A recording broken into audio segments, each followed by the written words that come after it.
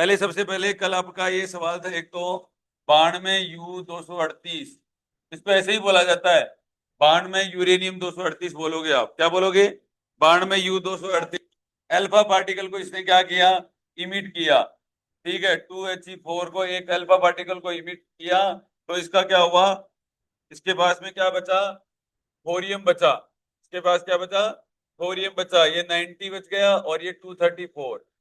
ठीक है, ये बेटा नंबर ऑफ प्रोटॉन्स होते हैं, नंबर ऑफ है प्रोटॉन्स होते हैं, प्रोटॉनों की संख्या है ये क्या है?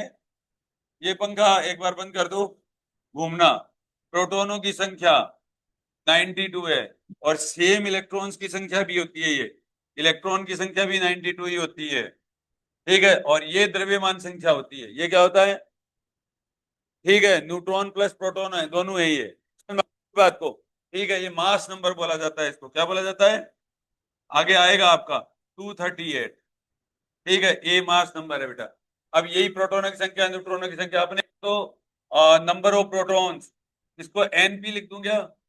एनपी लिख देता हूं, नंबर ऑफ प्रोटॉन्स, और इसको एन ही बोल देता हूं, नंबर ऑफ प्रोटॉन्स, और नंबर ऑफ इलेक्ट्रॉन्स बोल दिया, इलेक्ट्रॉनों की संख्या और प्रोटॉनों की संख्या बोल दी। ठीक है, और टोटल चार्ज, ठीक है, टोटल कितना हो जाएगा चार्ज का वैल्यू? अब एक कैपिटल Q1 का वैल्यू जो हो गया वो कितना हो गया? 92 प्रोटॉन हो गए। 92 कितना हो गए? प्रोटॉन को प्लस ई लिखा जाता है, क्या लिखा जाता है? प्लस ई। ठीक है, और इलेक्ट्रॉन को क्या लिख दिया? Q2। ठीक है, सॉरी, Q1 बराबर ये 92 इलेक्ट्रॉन हो गए। ठीक है, नंबर ऑफ इलेक्ट्रॉन्स, अपने को इससे ही मतलब है। और ये देखो ये वाला Q2 हो गया, Q2 ये वाला हो गया, क्योंकि इमिट किसको किया है? अल्फा पार्टिकल को किया है। किसको किया है? तो Q2 हो गया 2 इंटू ई हो गया बेटा। ठीक है, चार्ज की संख्या है। ठीक है, और वैसे एक चीज है, आप ये भी समझना बेटा ध्यान से, इसके अंदर हर सवाल में जादू है। ये जो होता है ना, ये भी आएगा आपका Q1 बराबर N इंटू ई, ये आएगा, अभी करवाया नहीं है मैंने। इलेक्ट्रॉनों की संख्या, एक इलेक्ट्रॉन, और ये जो नंबर होता है ये हमेशा क्या होता है? इंटीजर नंबर होता है। ये कितना होता है? हाफ इंटीजर नहीं होता है। इसको क्या बोलते हैं? क्वांटाइजेशन ऑफ चार्जेस बोलते हैं। आवेश हमेशा क्या करता है? क्वांटीकृत रहता है। आवेश हमेशा क्या रहता है? क्वांटीकृत रहता है। ऐसे नहीं होता है 3/2 इलेक्ट्रॉन होते हैं किसी के पास। इलेक्ट्रॉन हमेशा क्या होंगे? 2 4 6 5 3, ठीक समझ गए? इंटीजर नंबर होता है, ये बाद में आएगा। तो ये देखो बेटा, मैंने Q1 और Q2 एन ई ही लिख रखा है। क्या लिख रखा है देख लो तो आप, Q बराबर क्या लिख रखा है? N E, number of electron है, और एक इलेक्ट्रॉन के ऊपर जो चार्ज होता है उसको मल्टीप्लाई कर दिया मैंने। एक इलेक्ट्रॉन के ऊपर जो चार्ज होता है उसको मल्टीप्लाई कर दिया मैंने। तो इसका मतलब मैंने कौन सा फॉर्मूला लिखा हुआ है? Q बराबर एन ई लिखा हुआ है। Q बराबर कितना लिखा हुआ है? एन ई लिखा हुआ है। अब आपको फोर्स का वैल्यू क्या होता है बेटा? फोर्स का होता है K Q1 Q2 upon R square. यही तो सवाल था। अब K का वैल्यू कितना होता है? 9 इंटू 10⁻⁹ 9 इंटू 10⁻⁹। और Q1 का वैल्यू कितना होता है बेटा? Q1 का वैल्यू आपको दे रखा है 92 इलेक्ट्रॉन। इलेक्ट्रॉन का मतलब कितना हो गया? 1.6 इंटू 10⁻⁻19, और का स्क्वायर कर देता हूं क्योंकि ये भी आना है। ठीक है, Q2 भी आना है बेटा, Q2 आना है ना। देखो कैलकुलेशन भी समझना आज। ठीक है, तो Q2, हाँ यहाँ देखो, और ये हो गया बेटा आपका कितना इलेक्ट्रॉन हो गया? 2, और इलेक्ट्रॉन का वैल्यू मैंने रख ही दिया। 1 मिनट रुक जाओ, 1 मिनट लिखो मत कोई भी। ठीक है, divided by R square. R कितना होता रखा है? 9 इंटू 10⁻⁻15। 9 इंटू, देखो इंग्लिश में तो ऐसे बोलेंगे 9 इंटू 10⁻⁻15 बोलेंगे, और हिंदी में 9 इंटू 10⁻⁻15 बोलोगे। ठीक है, मीटर में दे ही रखा। अदर मीटर इनमें गड़बड़ नहीं होना चाहिए। क्या नहीं गड़बड़ होना चाहिए? मीटर और सेमी में गड़बड़ नहीं होना चाहिए। एक तो बेटा देखो यहाँ पर दो चीज और भी लिख देता हूं, एक MKS होता है। MKS का मतलब होता है लंबाई मीटर में लिखनी है। ठीक है, बोलो। सॉरी, द्रव्यमान किसमें? MLT फॉर्म, MLT लिख देता बेटा। M को kg से लिखना है, और L को हमेशा मीटर में लिखना है, और ये सेकंड में। तो कोई भी सवाल kg मीटर सेकंड में होना चाहिए या तो, या तो क्या होना चाहिए, केजी मीटर सेकंड में होना चाहिए, और एक होता है बेटा सीजीएस, सीजीएस में ग्राम सेमी और सेकंड में होना चाहिए। ये जरूर ध्यान रखना है फिजिक्स के अंदर, ठीक है। या तो पूरा सवाल केजी मीटर और सेकंड में होना चाहिए, या पूरा सवाल किस में होना चाहिए, ग्राम सेंटीमीटर और सेकंड में होना चाहिए। समझ में आ गया मेरी बात को, ठीक है। तो यहाँ पर ये चीजें हो जाएंगी। तो अब यहाँ पर देखिए 9 × 10⁻⁴, अब देखो ये सिंपल हो रहा है, आपको ज्यादा कुछ करने की जरूरत ही नहीं है, ठीक है। ये देखो 9 × 18 हो गया ना, 9 कर लो, 92 कर लो, × 2 कर लो, और 10⁻⁹ कर लो, 10⁻−38 कर लो, और 16 16 कितना होता है, 2.56 हो गया। 16 16 256, तो 2 पॉइंट के बाद में क्या लग गया, डिवाइड लग गया, 2 पॉइंट के बाद में क्या लग गया। अब देखो यहाँ पर डिवाइडेड बाई, ये हो ही गया, ये 98 81 आ गया, ये 10⁻⁴ कितना आ गया, -30 आ गया ना यहाँ तक। अब ये देखो 9 और 9 कट गए, आपस में कट गए ना, ठीक है। तो ये कितने बचे आपके पास में, अब यहाँ पर देखो 4 9 बच गए ना ये, और ये पावर कितना बच गया, 4 और 18, ये हो गया ना, 4 और 18 डिवाइडेड बाई 9, और इंटू कितना हो जाएगा, 2.56, ठीक है। और इंटू कितना हो जाएगा, 10⁻⁴ ये कितना हो गया, ये देखो ऊपर जाएगा, 1 39 हो गया प्लस में, और 38 हो गया माइनस में, ये पावर हो गया आपका, ये आ गया आंसर, ठीक है। अब यहाँ पर कितना हो गया, आप ये भी कर सकते हो वैसे तो, ठीक है। अब देखो आप ऐसे करोगे कैलकुलेशन, हमेशा करना चाहो तो, देखो 92 ही पढ़ा रहने दो, और इसको 2 ही पढ़ा रहने दो, इसके अंदर है 9 का भाग दे दो, ठीक है। एक तरीके से इसको 10 मान लो, क्या मान लोगे, 10 मान लोगे, 10 इंटू ये मल्टीप्लाई कर दो, 6 दूनी 12, 1 10 और 1 11, और 1 4 1 5 5.12 हो गया ना। फिर लिखने लग गए, भूल जाते हो आप लोग, 10⁻⁴ हो गया, और डिवाइडेड बाई कितना हो गया, 9 का मैंने कर ही दिया। अब देखो 92 के अंदर मैंने 9 का भाग दिया, तो मैंने 10 ही लिखा है। इसके अंदर बिना मतलब पॉइंटों पॉइंटों के चक्कर पड़ने की जरूरत ही नहीं है, क्योंकि नीट में इतना कुछ होता ही नहीं है, नीट में बहुत ही सेपरेट होते हैं, इतनी कैलकुलेशन ये करवाते ही नहीं है।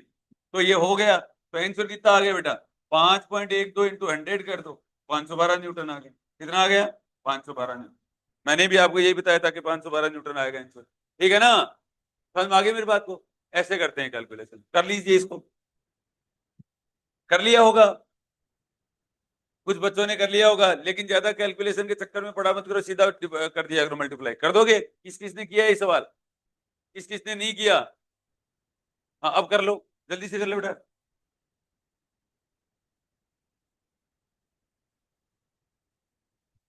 जल्दी करो जल्दी।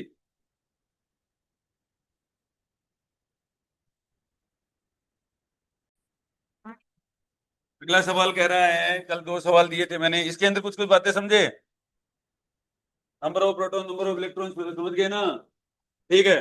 अगला देखिए, एक न्यूक्लियर का एक चैप्टर आएगा, अगला देखो कह रहा है कि 1.6 इंटू 10⁻⁻19 गुलाम, ठीक है। 1.6 इंटू, यही सवाल था ना, टू पॉजिटिव, हाँ ग्रहण किए हुए 1.7 इंटू 10⁻27 केजी द्रव्यमान के 2 धनात्मक आवेशित कणों को एक दूसरे से स्मॉल r दूरी पर रखा गया है। यदि प्रत्येक कण इसके भार के बराबर प्रतिकर्षी बल अनुभव करता है, तब r ज्ञात कीजिए। 2 positively charge particle each of mass 1.7 into 10⁻⁻27 KG, ठीक है। ये तो मास का बराबर है, दोनों का मास बराबर ही बताया, एम का वैल्यू बता दिया इसने, ठीक है। और चार्ज भी बराबर बताया है, 1.6 इंटू 10⁻⁻19 से गुलाम, और ये चार्ज का वैल्यू बता दिया, ठीक है। और दोनों को बराबर ही बताया, Q1 बराबर Q2 बराबर Q ही बताया इसने, और M1 बराबर M2 बराबर मास भी बराबर ही बताया, ठीक है। अब दोनों के बीच में जो फोर्स लग रहा है ना, F बराबर mg बोल रहा है, ये दोनों के ऊपर बराबर लग रहा है, तो फोर्स का वैल्यू तो सेम ही होता है, तो K Q1 Q2 और अपॉन कितना हो जाएगा, R² हो जाएगा। ये देखो 1 मिनट का सवाल हो गया, M का वैल्यू रख दो, M का वैल्यू कितना है, 1.7 इंटू 10⁻⁻27, ठीक है। G का वैल्यू होता है 9.8, ठीक है, इक्वल टू 9 इंटू 10⁻9, स्क्वायर कर दो, 1.6 इंटू 10⁻⁻19, और एक का स्क्वायर और डिवाइडेड बाय कितना हो जाएगा आर, डिवाइडेड बाय कितना हो जाएगा आर का वैल्यू कितना है, स्मॉल आर का वैल्यू आर निकालना है। ठीक है, ये आर स्क्वायर आ गया। ठीक है, तो यहां से देखो पहले तो कंपनसेट कर लो इसको। 10 की घात मैंने 27 है, तो ये देखो 9 इंटू 10⁻⁹ 2.56 और 10⁻⁻38 डिवाइडेड बाई आर स्क्वायर। जो काटने लायक चीज है वो काट दो पहले। 10 की घात मैंने 27 और 9.8। ठीक है, आप ये कर सकते हो आप। ठीक है, अब यहाँ पर भी पॉइंट के बाद में दो ही नंबर हैं, यहाँ पर भी 256 ही है ना, 256 ही तो है। अब देखो 27 ये रहा, 38 ये रहा, तो कट जाएगा ना ये, 27 से ही कट गया। एक तो देखो इसको आप ऐसे लिख सकते हो आर स्क्वायर बराबर 9, 256 ये काट दो, और 10⁻⁻, 27 और 9 कितने होते हैं 38, 27 और 9 कितने होते हैं 36, इधर जाके 36 ही तो हो गए, अरे बोलो। और ये है 38, तो -2 बच गया, और डिवाइडेड बाई, और ये 17 × 98 बच गया, ये बच गया आपका, यही तो है, अरे यही है ना। अब इसको काट सकते हो आप, ये कितना हो जाएगा आर स्क्वायर बराबर, तो 2 से कट जाएगा क्या, 9 × 256, या तो इसको सीधा मल्टीप्लाई करोगे क्या, 2 4 और 8, और ये आ गया 4 9 98। ठीक है, 2 से काट दिया मैंने, और ये कर दिया 9/17 और इंटू 10⁻⁻²। अब आप अप्लाई कर सकते हो, देखो लगभग आ जाएगा ये 9 8 17 72, 18 और 7 25, 2 11, और ये कितना हो जाएगा 49 × 17,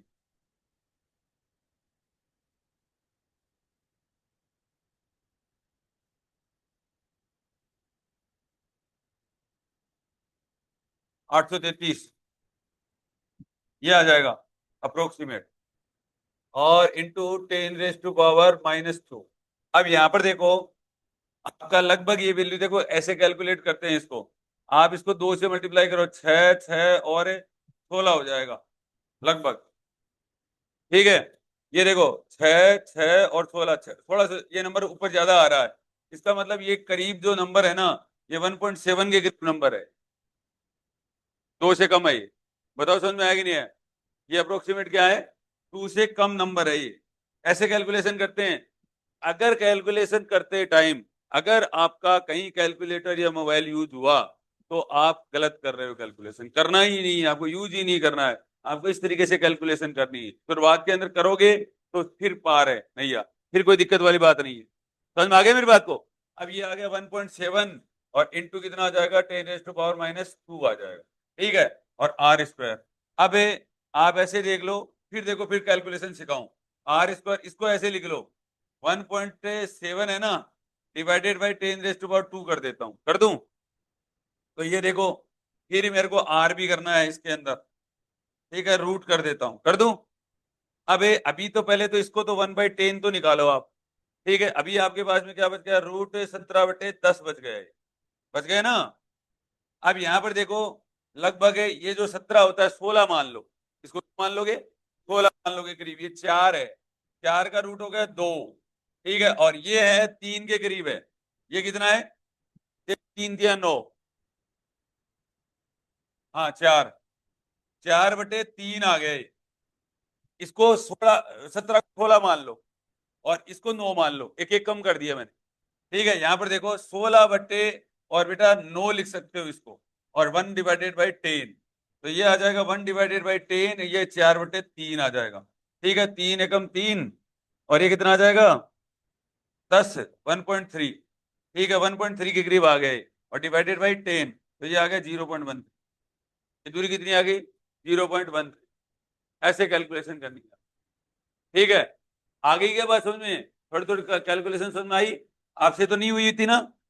ठीक है, शाबाश। ऐसे होती है कैलकुलेशन। कर लो बेटा, इसको भी करो।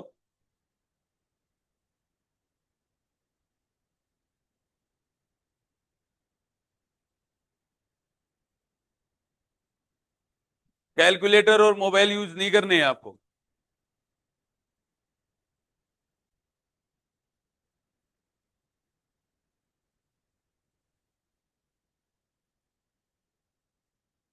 करो बेटा।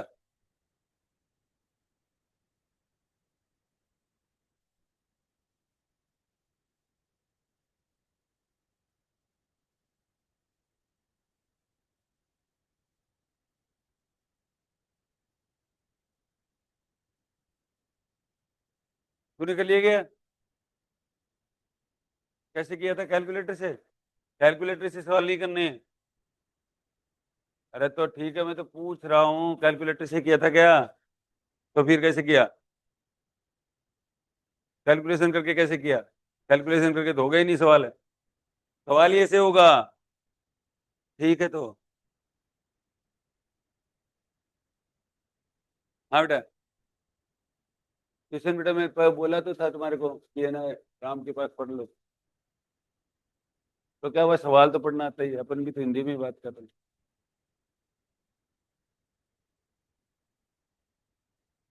बताएंगे, रुको। इंग्लिश मीडियम का सवाल दे रहे हैं। अच्छी। सवाल लिखा हुआ है क्या?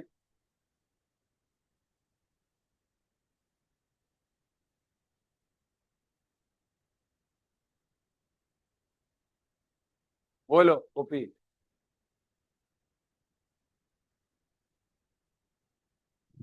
चले गया? ये कल के कराए हुए सवाल हैं। ये कल के करवाए हुए सवाल हैं, इसलिए कर रहे हैं, थोड़ा सा और बाकी है, ठीक है ना? हो गया सबका? अगला सवाल देखो बेटा। अगला क्या दिया था कि आपको दिया था कि मुक्त त्रिवी में 1 मीटर दूरी पर स्थित दो आवेशित कणों के बीच न्यूनतम विद्युत बल क्या होगा? ठीक है, क्या होगा? मिनिमम फोर्स क्या होगा? English, what is the minimum electrical force between two charge particle 1 metre apart in free space? अब इधर देखो, इधर इसने कुछ नहीं पूछा, सिंपली पूछा था F बराबर के Q1 Q2 और अपॉन आर स्क्वायर। आर का वैल्यू कितना दिया हुआ है? 1 दिया हुआ है, तो फोर्स इतना ही होगा के क्यू, अगर मैग्नीट्यूड बराबर माने तो। ठीक है, बराबर 1। ठीक है, यही वाला होगा, न्यूटन। ठीक है, क्योंकि अपने को Q1 Q2 Q इनका वैल्यू कुछ भी नहीं दिया हुआ है। ठीक है ना? समझ में आ गया? बोलो। अगला देखो।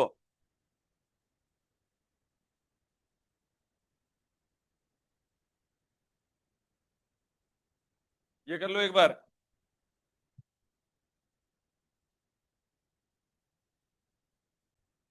ये देखिए, ये पूछा है, ये भी बहुत अच्छा सवाल था। देखो ध्यान से। 2 माइक्रो कुलाम है बेटा, और एक आपके पास में -3 माइक्रो कुलाम है। ठीक है। आप एक ये भी कर सकते हो, इसको भी समझ लो आप वैसे तो। ठीक है। देखो बेटा, ये आप एक Q1 मान लो, और ये क्या माना? Q2 माना है। ठीक है, ऐसे मान लो। ये 1 मान लिया, ये 2 मान लिया। ठीक है, अब यहाँ पर देखो, 1 द्वारा 2 पर लगाया गया जो फोर्स है, ठीक है, और 2 द्वारा फोर्स का जो मैग्नीट्यूड होता है ना, वो बराबर ही होता है।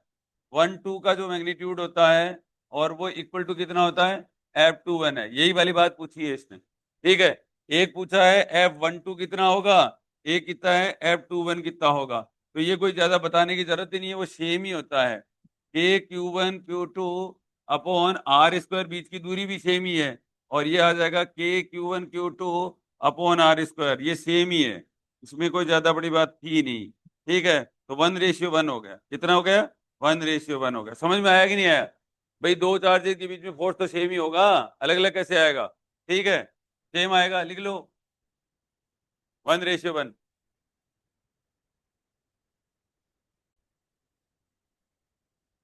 लिखिए coulombs law in vector form. Heading दीजिए सदिश रूप में कूलाम का नियम। Coulombs law in vector form.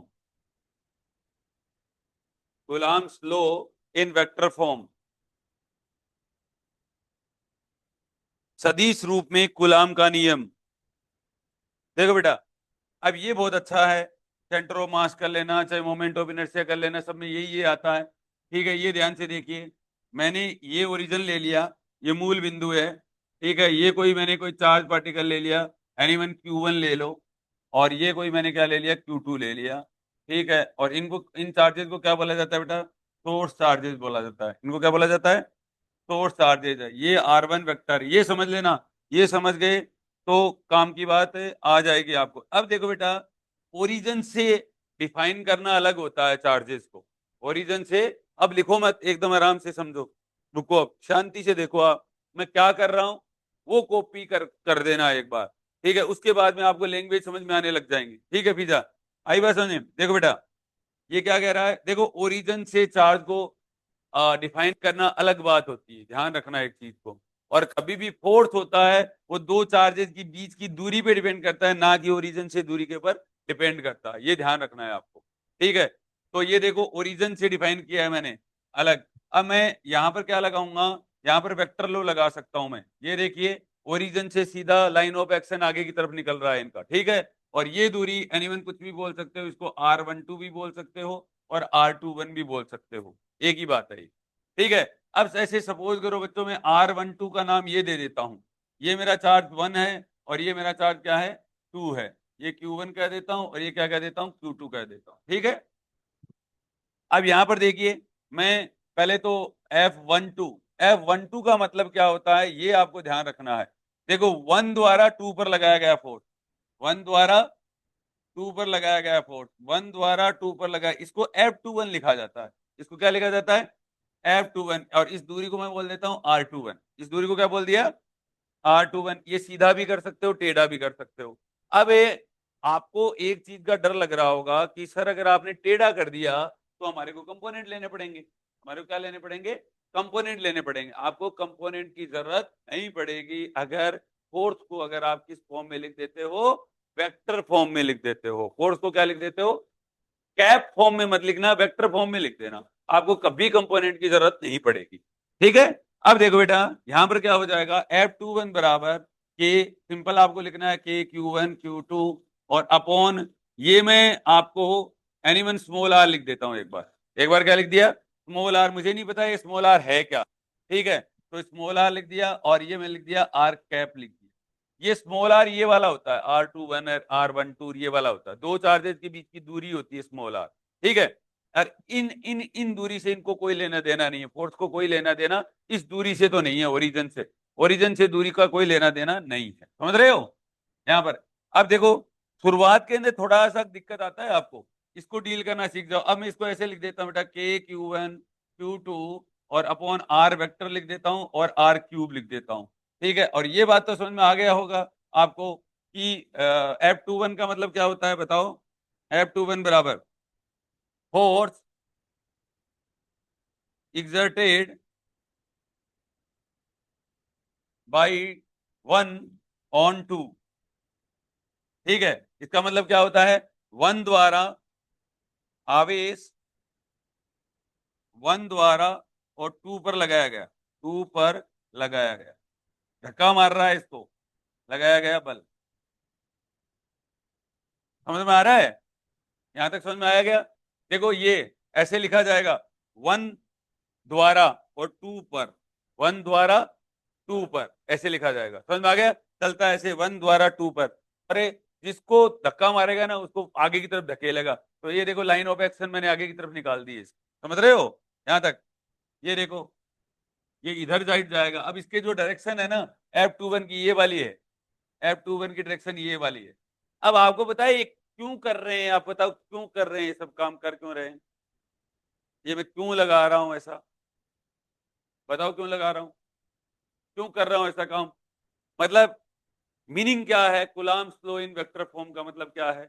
Coulomb's law vector का मतलब ये होता है कि जब तक न्यूटन के नियम का पालन नहीं होता है, न्यूटन का तीसरा नियम जब तक नहीं लगता है, तब तक आप फिजिक्स में आगे नहीं बढ़ सकते, क्योंकि न्यूटन की मैकेनिक्स है। समझ में आ गया।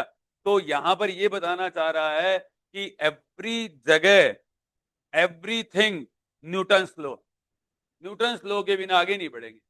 पहला नियम क्या है, जो कोई वस्तु रेस्ट में है वो रेस्ट में रहेगी, और मोशन में है तो मोशन में रहेगी, जब तक कि कोई फोर्स एक्सटर्नली अप्लाई ना किया जाए। बराबर। दूसरा है बराबर dp upon dt, change in momentum equal to force है। और तीसरा क्या हो जाएगा, क्रिया प्रतिक्रिया का नियम। यहाँ पर क्रिया प्रतिक्रिया का नियम प्रूव कर रहे हैं पर, ठीक है। एक तरीके से यही वाली बात, अगर नहीं होगा तो अपन आगे नहीं बढ़ सकते, ठीक है। उसका मतलब होता है वेक्टर फॉर्म, समझ में आ गया? ठीक है, क्या है बोलो? Vector form. वेक्टर फॉर्म का मतलब क्या है? क्रिया प्रतिक्रिया का नियम, एक्शन रिएक्शन फोर्स का क्या होना चाहिए, फॉलो होना चाहिए। अगर फॉलो हो गया तब आगे बढ़ो, कोई भी सवाल करो, तब आपसे स्क्वायर का सवाल करो, चाहे आप रिंग का करो, चाहे आप डिस्क का करो, किसी का भी करो। बराबर, समझ में आ गया यहाँ तक? ठीक है बेटा। अब देखो ये हो गया एफ बराबर, अब मैं यहाँ पर वैल्यू पुट कर दूंगा, F21 बराबर, यहाँ पर आर का वैल्यू पुट कर दीजिए। आर यहाँ पर क्या है बेटा, आर वेक्टर बराबर क्या है, आर वेक्टर बराबर, हाँ अब R21 का वैल्यू देखो। अब मुझे इसको R21 नाम दे दूं क्या पहले मैं? आप घबरा जाओगे, R21 नाम दे देता हूं। R2 वेक्टर नहीं लगाना, ये ध्यान रखना है।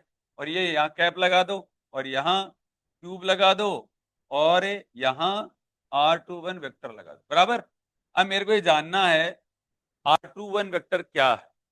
R21 वेक्टर क्या है, कैसे जानोगे? वेक्टर लो लगाओगे, ट्राइंगल लो लगाओगे, ठीक है। तो ट्राइंगल लो लगाते हैं बेटा, ठीक है। इसको नाम दे दिया मैंने R21 है, तो ये क्या हो गया, R1 वेक्टर और प्लस R21 वेक्टर। अगर देखो ये एरो देखो, दोनों एरो एक तरफ है, और इक्वल टू कितना हो जाएगा, R21, ठीक है। तो R21 वेक्टर क्या हो जाएगा बेटा, R2 vector minus R1 vector हो जाएगा। बराबर, यहां तक कोई दिक्कत नहीं है, ठीक है। तो ये बेटा देखो F21 वेक्टर इक्वल टू ये हो जाएगा K Q1 Q2, और अपॉन ये देखो R2 vector minus R1 vector, और का मोड और का क्यूब लिखा हुआ होता है। ये इसीलिए लिखा हुआ होता है, आपने कभी देखा होगा, ठीक है। वो यही वैल्यू लिखा हुआ होता है। और ये हो गया बेटा R2 vector minus R1 vector, लेकिन यहाँ पर मोड नहीं लगाएंगे, ये वेक्टर फॉर्म है, ये मैग्नीट्यूड फॉर्म है। ये वेक्टर फॉर्म है, ये क्या है, मैग्नीट्यूड फॉर्म है। समझ में आ गया यहाँ तक? कोई दिक्कत नहीं है, ठीक है। ये आ गया।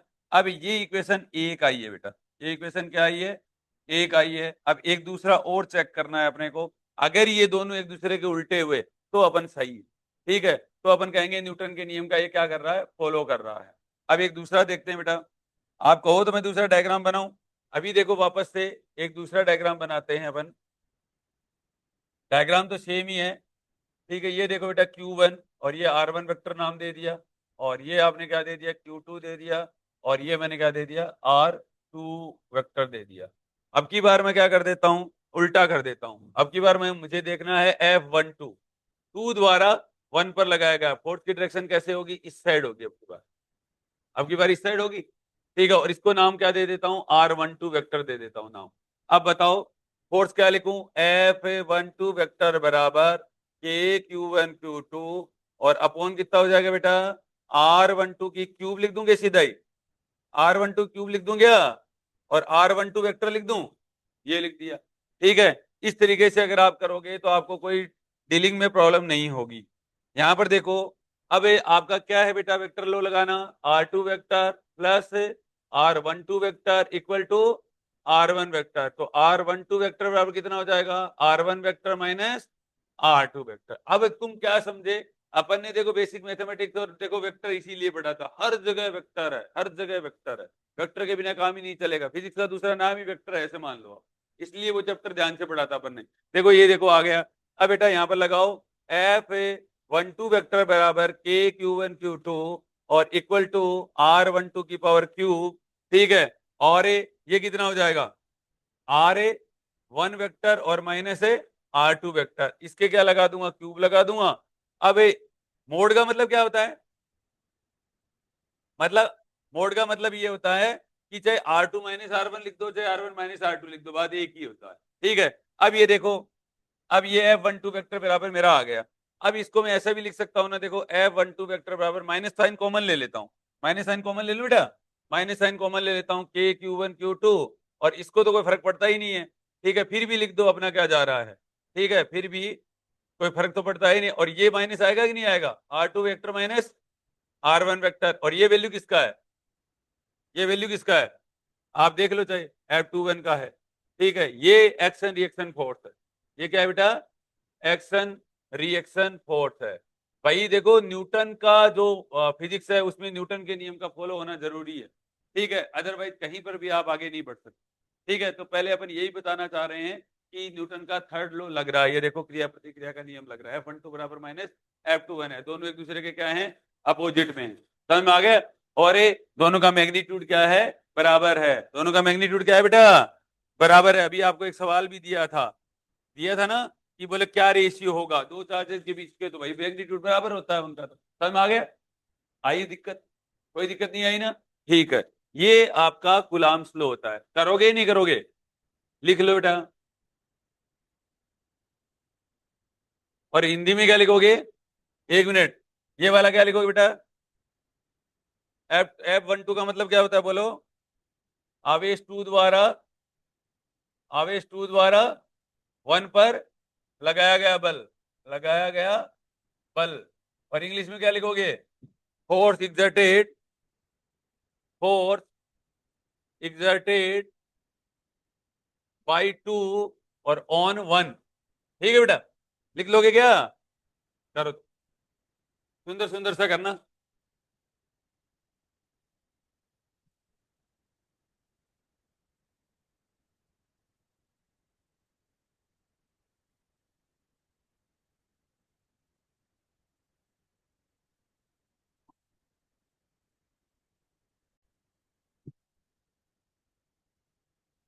लिख लिया सब बच्चों ने यहां तक?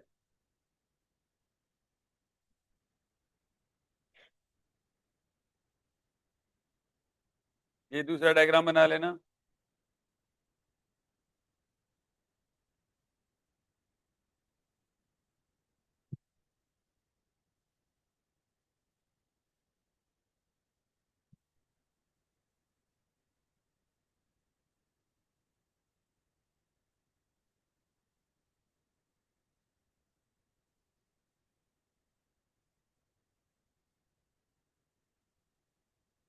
तो इधर किसका लोगे?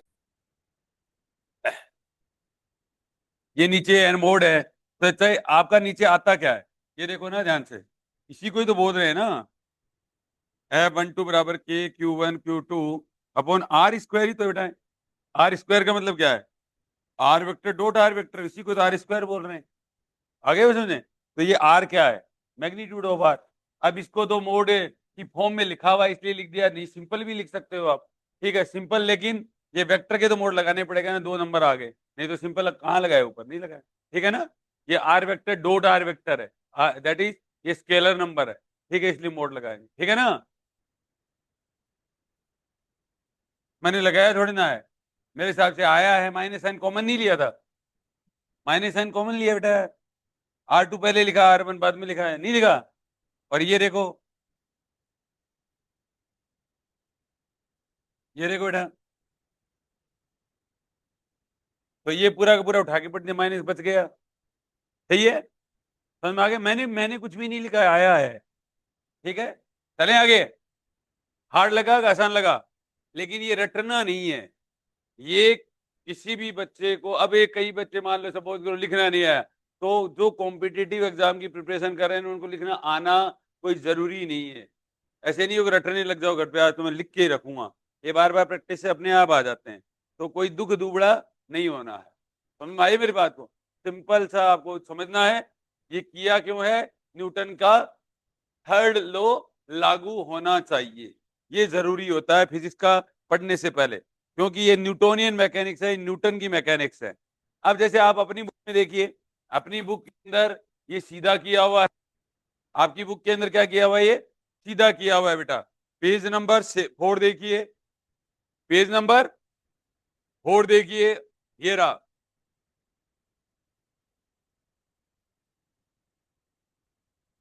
ये वाला है आपके, सिंपल किया हुआ है, सीधी फॉर्म लेके किया हुआ है, तो वो चीज वही है। मैंने टेढ़ा लेके किया, वो जनरलाइज फॉर्म है, और ये उसका एक फॉर्म है। समझ रहे हैं मेरी बात को? इसको कोई जरूरत नहीं, मैंने लिखा दिया है सारी बातें, कोई ज्यादा दिक्कत वाली बात है नहीं। ठीक है ना? चले गया? हाँ, अगला देखिए, नेक्स्ट। अब आपको क्या करना है? कि इक्विलिब्रियम जानना है आपको, इक्विलिब्रियम कितने टाइप का होता है, हेडिंग दीजिए।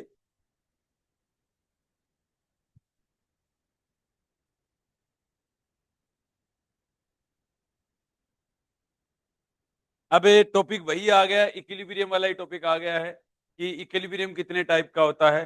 ठीक है, तो हेडिंग दो इक्विलिब्रियम, और इंग्लिश में, हिंदी में साम्यावस्था, इक्विलिब्रियम, साम्यावस्था। तीन टाइप का होता है बेटा। कितने टाइप का होता है? थ्री टाइप का होता है। एक होता है स्टेबल, आप साथ साथ में लिखते जाना इसी तरीके से। ठीक है, स्थायी साम्यावस्था, स्थायी साम्यावस्था, अनस्टेबल इक्विलिब्रियम,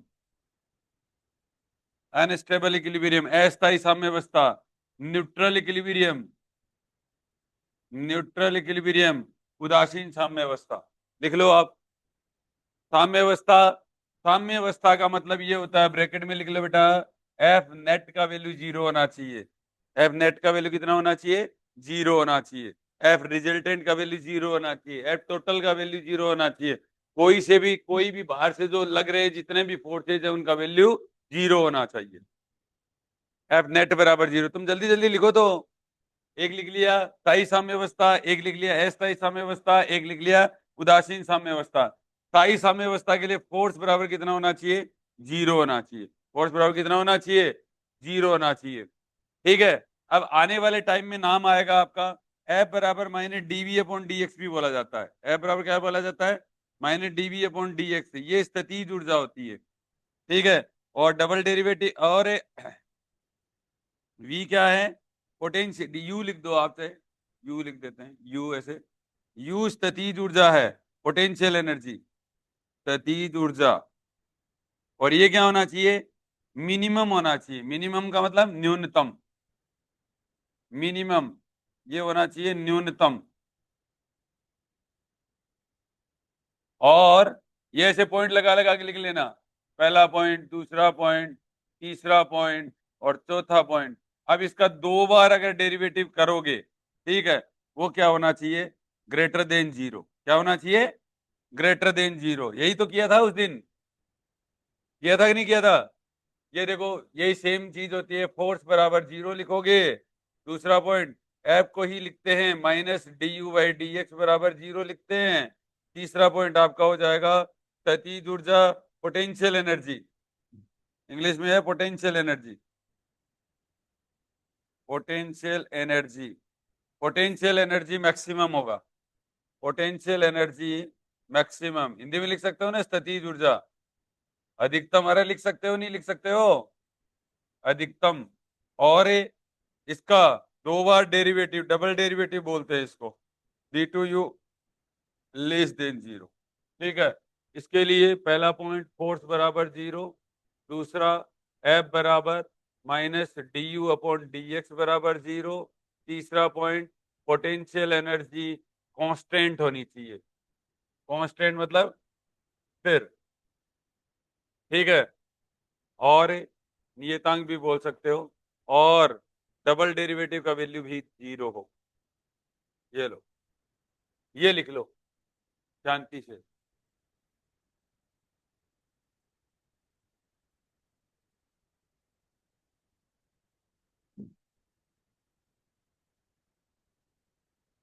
तो करना है, पहले लिखता।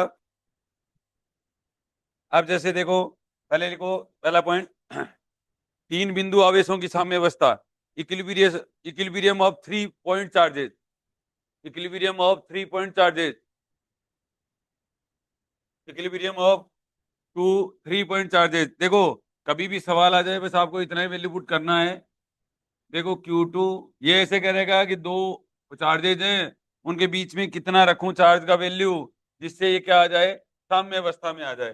ठीक है, तो मैंने ये क्या रख दिया? Q रख दिया। ये इस Q1 से दूरी x है, इस Q1 से दूरी कितनी है? दोनों के बीच की दूरी कितनी है? r। और इस Q2 से दूरी कितनी है? r minus x. इस Q2 से दूरी कितनी है? r माइनस एक्स है। बस आपको यही चीजें काम में लेनी है। ठीक है, तो अब जैसे सपोज करो किसी बच्चे को कुछ भी नहीं आता, तो ये फॉर्मूला लगा देना। एक तरीका तो ये है, सबसे अच्छा तरीका तो ये है। ठीक है, तो अक्स का वैल्यू क्या हो जाएगा, अक्स का वैल्यू हो जाएगा √Q1। देखो √Q1, अब दोनों Q1 का भाग दे दो, √Q2, ठीक है, और मल्टीप्लाइड बाई स्मॉल आर। अब ऊपर वो रखना है जिससे वो शुरू हुआ है, देखो अक्स शुरू हुआ है Q1 से, तो √Q1 रखना है, और r माइनस एक्स बराबर कितना हो जाएगा, √Q2 और डिवाइडेड बाई √Q1 और प्लस √Q2 और इंटू आर। ये आपको याद है, बस हो गया सवाल, कर लो जल्दी से।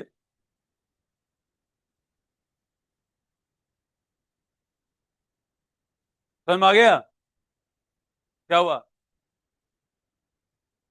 है? हाँ बोलो, क्या कह रहे हो? ये चिंता मत कर, मैं कह रहा था करके बताऊंगा, ये सीधा तरीका है, अभी करके बताऊंगा, शाबाश, करके बता दूंगा तो बोले सीधा बता दो, ये तो बड़ा है, न घर का न घाट का।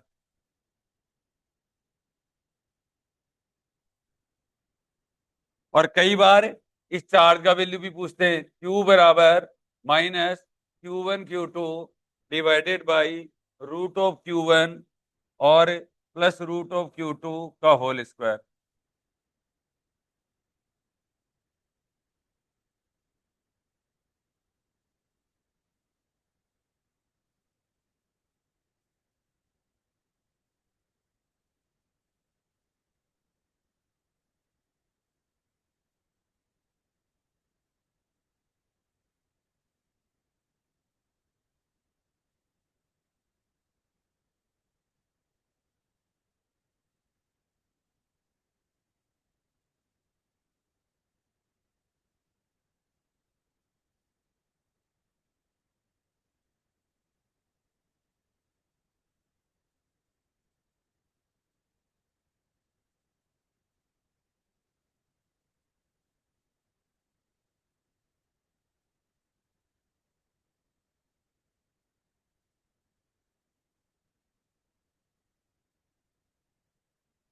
चलेंगे आप? अब देखो बेटा, यहां पर अब आपके दिमाग में आ रहा है क्यों किया ऐसा, ठीक है, तो ये देखो ऐसे किया, इसलिए किया, पहली बात तो ये है कि अगर आपको इक्विलिब्रियम का मतलब क्या होता है, एफ है कुल या एफ टोटल बराबर कितना होगा, जीरो होगा, एफ टोटल बराबर कितना होगा, जीरो हो रहा है। एफ टोटल कौन कौन है, एक तो देखो Q1 इस Q पर लगा रहा है, और एक Q2 क्या लगा रहा है, Q पर लगा रहा है ना, ठीक है, तो इसको ऐसे बोल सकते हो एफ, ये Q1 द्वारा स्मॉल Q के ऊपर, और प्लस एफ है Q2 और इस स्मॉल Q पर बराबर जीरो। अब बताओ इन दोनों का मतलब क्या है, Q1 द्वारा स्मॉल Q पर लगाया गया बल, ठीक है, और Q2 द्वारा स्मॉल Q पर लगाया गया बल। समझना बात को ध्यान से, रुक जाओ, लिख लिया गया आपने? अब देखो Q1 इस Q को धक्का मारेगा इस साइड, मारेगा या नहीं मारेगा, ठीक है, और इस डायरेक्शन को आप कोई भी डायरेक्शन बोल सकते हो, कैप कह दो, अक्स कैप कह दो, ठीक है, और इस साइड क्या हो जाएगी, माइनस अक्स कैप हो जाएगी। इधर देख लो, ये देखो, और इसके द्वारा इस पर लगाया गया धक्का इस साइड मारेगा, ये मारेगा या नहीं मारेगा, ठीक है, ये देखो, तो इसको ऐसे लिखोगे, देखो Q Q1 अपॉन, बीच की दूरी कितनी है, एक्स क्यूब, बोलो बीच की दूरी कितनी है, एक्स क्यूब कह सकते हो, और क्या कह सकते हो, अक्स वेक्टर कह सकते हो, अक्स वेक्टर, ठीक है। अब देखो इसके द्वारा इस पर अक्स वेक्टर वाली दिशा में है कि नहीं है, अरे है ना, और प्लस का साइन, ये कितना हो जाएगा, Q2 और Q upon R minus x का क्यूब, और ये क्या लिखोगे, माइनस एक्स वेक्टर लिखोगे, बताओ क्या लिखोगे, बराबर कितना हो जाएगा, जीरो हो जाएगा, ठीक है। अब यहां पर क्या हो जाएगा, यहां पर देखो, अब ये काट दो, एक्स वेक्टर तो सब कट जाएगा ये, अब क्या बच जाएगा, Q1 अपॉन एक्स क्यूब, इसको इधर ले जाओ, minus Q2 into Q, sorry, upon R minus x का क्यूब आ जाएगा ना यहाँ पर, ठीक है। तो यहां पर देखो ये कितना आ जाएगा Q1 और upon Q2 equal to minus x upon, या ऐसे कर दो चाहे R माइनस अक्स, और क्यूब और क्यूब भी तो कट जाएगा, अरे क्यूब क्यूब भी तो कट जाएगा, और या इसको कैप लिख दो, या इसको क्या लिख दो, क्यूब में घबरा जाओगे आप, ठीक है, अक्स कैप लिख दो, इसको स्क्वायर कर दो यार, ये देखो स्क्वायर कर दो, और ये क्या कर दो माइनस अक्स कैप कर दो, और ये स्क्वायर कर दो, कर दिया, ये Q1 अपॉन अक्स स्क्वायर कर देता हूं, और ये भी माइनस स्क्वायर कर देता हूं, कर दूं, तो यहां पर क्या आ जाएगा Q1 upon x equal to minus Q2 upon R minus x, और ये रूट हो गया और ये भी रूट हो गया, हो गया। अब इसको यहां से R माइनस अक्स को मल्टीप्लाई कर देता हूं रूट ऑफ Q1 से, और equal to minus x into root of Q2 कर देता हूं, कर दूं क्या, तो यहाँ पर क्या बच जाएगा R of root of Q1 equal to x, इसको इधर ले जाओ Q1, और माइनस कितना हो जाएगा अक्स और रूट ऑफ Q2 हो जाएगा ना, तो यहां से x का वैल्यू निकल गया R into root of Q1 और divided by root of Q1 minus कितना हो जाएगा रूट ऑफ, समझ में आया कि नहीं आया, ठीक है, तो गलती कर दी क्या, हाँ सॉरी गलती कर दी ना, ये रही माइनस एक्स कैप है, इधर प्लस आएगा, फिर प्लस आएगा, ठीक है ना, अरे ये माइनस नहीं था क्या, इधर जाके प्लस हो गया, ठीक है, तो ये कितना हो जाएगा, ये प्लस हो ही गया, ये प्लस हो जाएगा, यहाँ पर ये प्लस हो जाएगा, ये भी प्लस हो जाएगा, तो ये भी प्लस हो जाएगा, अब बताओ अक्स बराबर ये आ गया, दीपक फिर कह रहे रूट आएगा ही नहीं, दीपक जी अक्स का वैल्यू यही आ रहा है क्या भाई लोगों, सीधा तरीका भी यही है कि नहीं है, ठीक है, अब है ऑल्सो आर माइनस एक्स, देखो बेटा R minus x, R x की जगह वैल्यू पुट कर दो R root of Q1 divided by root of Q1 और प्लस रूट ऑफ Q2, ठीक है, तो यहाँ पर क्या आ जाएगा आर कॉमन आ जाएगा, 1 माइनस रूट ऑफ Q1 और अपॉन और रूट ऑफ Q1 और प्लस रूट ऑफ Q2 आ जाएगा यहाँ पर, ये आर माइनस एक्स आ गया, ठीक है, तो कट जाएगा, आर रूट ऑफ Q2 बच जाएगा, क्योंकि ये एलसीएम लेना आता है ना, अरे एलसीएम तो लेना आता होगा, ठीक है, ये आर माइनस एक्स हो गया, ये लो एक ये आ गया, आया कि नहीं आया, बोलो, अब चार्ज का वैल्यू कैसे कैलकुलेट करोगे वो और देख लो एक बार, ये समझ में आया कि नहीं आया, इसके द्वारा इस पर लगाया गया फोर्स की डायरेक्शन इस साइड, इसके द्वारा इस पर लगाया गया फोर्स की डायरेक्शन इस साइड, और सम में अवस्था इक्विलिब्रियम का मतलब ही एफ टोटल का वैल्यू जीरो होना चाहिए, सम में अवस्था का मतलब क्या है, एफ टोटल का वैल्यू कितना हो जाना चाहिए, जीरो होना चाहिए।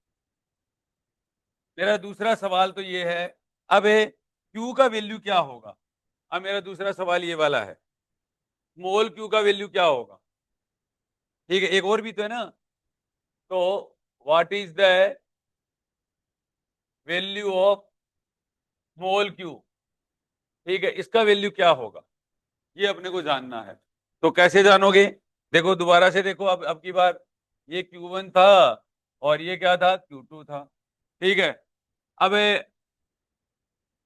ये आपका स्मॉल क्यू था, ये दूरी अक्स थी, और ये दूरी कितनी थी आर थी, ये आर माइनस अक्स, समझ में आया कि नहीं आया, अब यहाँ पर पहली बात तो एफ रिजल्टेंट बराबर जीरो था तब निकाला था, अब आपने, अब भाई ये अगर इक्विलिब्रियम में आ ही गया है, ठीक है, क्या आ गया है इक्विलिब्रियम में आ गया है, इसका मतलब तो यही हुआ कि Q1 और भी Q2 के ऊपर लगाए और स्मॉल क्यू भी किसके ऊपर लगाए Q2 पर लगाए, और फोर्स इक्वल टू कितना होना चाहिए, जीरो होना चाहिए, फोर्स इक्वल टू कितना होना चाहिए, जीरो होना चाहिए, और ये देसी भाषा में अगर बोले तो क्या बोलोगे बताओ, कि अगर सपोज करो तुमने उसी तरीके से पहले क्या किया था, Q1 द्वारा इस पर लगाया गया और Q2 द्वारा इस पर लगाया गया, ये बोला था, तब आपका क्या हो गया था, Q कट गया था, Q का वैल्यू कट गया था, क्योंकि उस टाइम दूरी ज्ञात करनी थी, अब उस टाइम में डिस्टेंस कैलकुलेट करनी थी, लेकिन अब की बार स्मॉल क्यू का वैल्यू ही कैलकुलेट करना है,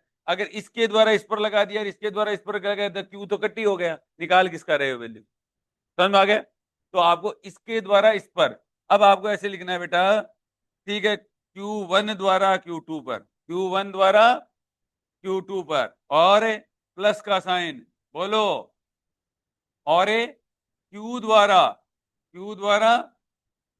क्या लगाया मैंने, हाँ, Q द्वारा Q2 पर इक्वल टू 0। ये करना है आपको, ठीक है। तो ये कैसे करोगे बताओ, वैल्यू बताओ। देखो, तो ये हो जाएगा बेटा Q1 Q2 और अपॉन है, देखो Q1 और Q2 के बीच की दूरी कितनी है, R कितना स्क्वायर, और आर कैप लिख दूं या एक्स कैप लिखूं, एक ही बात है, आर कैप लिख दो, ठीक है। और ये वाले आर कैप एक्स कैप एक ही बात है, घबरा मत जाना, तो कोई फर्क नहीं पड़ेगा यहाँ पर, ठीक है। अगला देखिए, Q2 द्वारा बोलो, के Q2 और स्मॉल Q द्वारा, सॉरी स्मॉल Q द्वारा, इस पे भी इस साइड ही है और इस पे भी इस साइड है, दोनों इसी साइड है कि नहीं है, शांति, ठीक है। अपॉन बीच का दूरी कितना है, R माइनस एक्स का होल स्क्वायर, और दूरी कितना हो गया, R के बराबर चाहिए। समझ में आ गया मेरी बात को। अब आपको ये बात का पता चल रहा है क्या कि यहां पर Q1 है, यहाँ Q2 है, ठीक है। तो ये आ जाएगा Q1 upon R square equal to Q2 upon और R माइनस एक्स का होल स्क्वायर। अब ये माइनस साइन इसीलिए आ रहा है कि अपोजिट नेचर के होने चाहिए, क्या होने चाहिए, अपोजिट नेचर के होने चाहिए। समझ में आ गया मेरी बात को, ठीक है। अब यहां पर ये आ जाएगा, अब अभी आपने कैलकुलेट किया था वैसे तो, -Q1 अपॉन Q2 अपॉन यहां से कर लो R square upon R minus x का होल स्क्वायर। ये देखो यहां से वैल्यू आप इसके अंदर पुट कर सकते हो, ये रहा आर स्क्वायर, एक ही बात था, sorry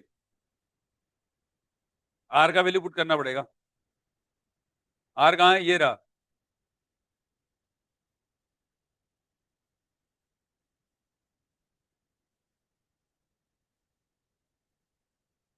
are square upon R minus x का वैल्यू पुट कर दो यहाँ पर, ठीक है। तो यहां पर देखो आपका हो जाएगा R माइनस एक्स का whole square divided by R square equal to -Q2 upon Q1, उल्टा लिख दोगे ऐसे। अब ये देखो, ये रहा R माइनस एक्स का वैल्यू पुट कर दो आप, ठीक है, कर दोगे क्या,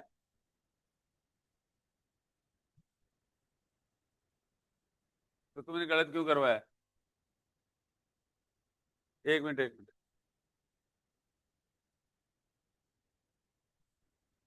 Q2 तो कट जाएगा, Q1 बाई आर स्क्वायर ना, और equal to small Q upon R minus x का होल स्क्वायर, सॉरी। तो ये कितना हो जाएगा, R upon R minus x upon R बराबर -Q अपॉन Q1 कह दूं क्या,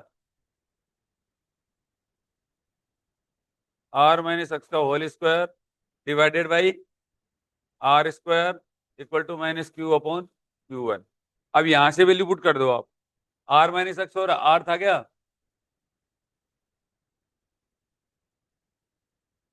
ये आप वैल्यू पुट कर सकते हो ना यहाँ पर। तो ये कितना हो जाएगा, R माइनस एक्स और upon R equal to -√Q upon Q1 कह दूं, ये कह दूं ना। यहाँ पर देखिए, तो R माइनस एक्स का करना है आपको, वैल्यू पुट कर दो, R-R√Q1 डिवाइडेड बाई √Q1, और क्या, R माइनस एक्स का वैल्यू तो पुट कर रहा हूं, equal to -Q upon Q1 और का रूट, ठीक है। तो R से R तो कट जाएगा, R से R कट जाएगा ना, ठीक है। तो 1 माइनस, कुछ गलत कर रहा हूं मैं डायरेक्ट, है, एक मिनट,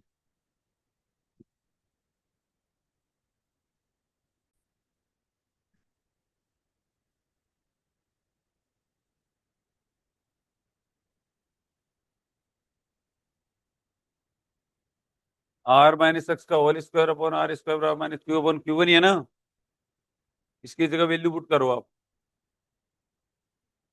R का वैल्यू क्या आया था, R माइनस अक्स का वैल्यू पुट करो आप, हाँ ऐसे, का square equal to minus Q upon Q one, ऐसे करो आप। अक्स का वैल्यू बताओ आप, हाँ अक्स का वैल्यू बताना, रूट ऑफ क्यू वन और root of Q one plus Q two, इधर इधर, जैसे तेरे तो समझ में आ ही गया, पड़ोसियों को संभाल रहा है। हाँ ठीक है, ठीक है, ये हो गए। अब देखो यहाँ पर ये आर से आर कैंसिल हो जाएगा, और ये देखो रूट ऑफ क्यू वन आएगा, रूट ऑफ क्यू टू आएगा, तो ऊपर क्या बच गया, root of Q two divided by क्या बच जाएगा, root of Q one, root of Q two, और का whole square equal to minus Q upon Q.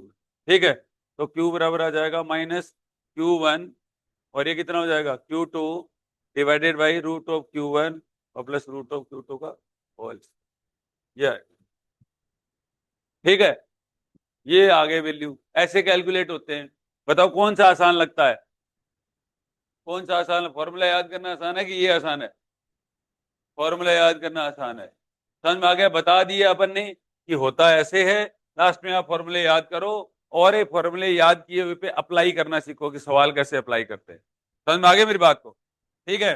तो अब देखो यहाँ पर एक तो मैंने बता दिया आपको, एक और सवाल भी है, ठीक है। अगला लिखो, इतनी जगह छोड़ के लिख दोगे क्या, या पहले लिखोगे, पहले लिखोगे, पहले लिख लो, हाँ फायदे में रहोगे। वैसे तुम खुद भी कर सकते हो, ये लो, जल्दी करो।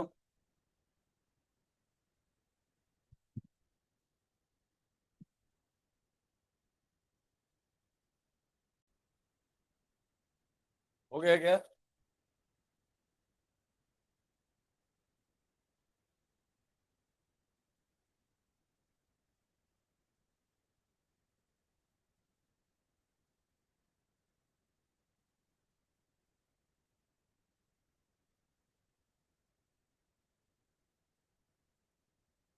ये कर लो जल्दी।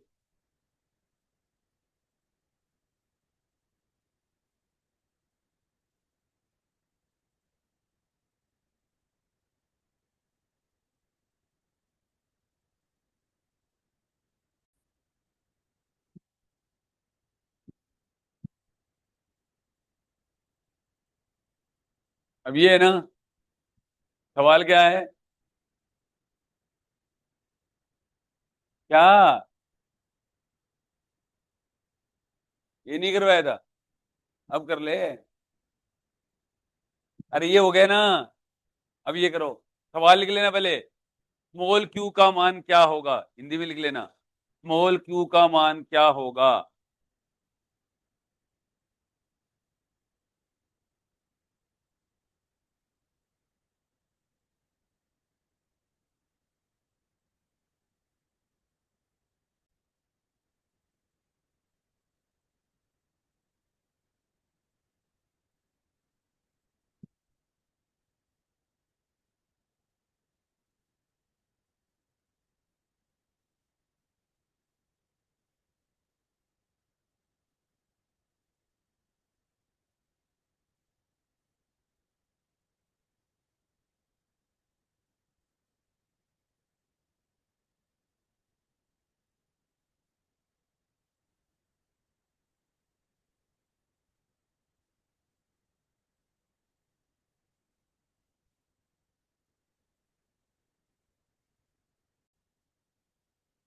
लिखो, एक अप्लाई करके देखो सवाल को।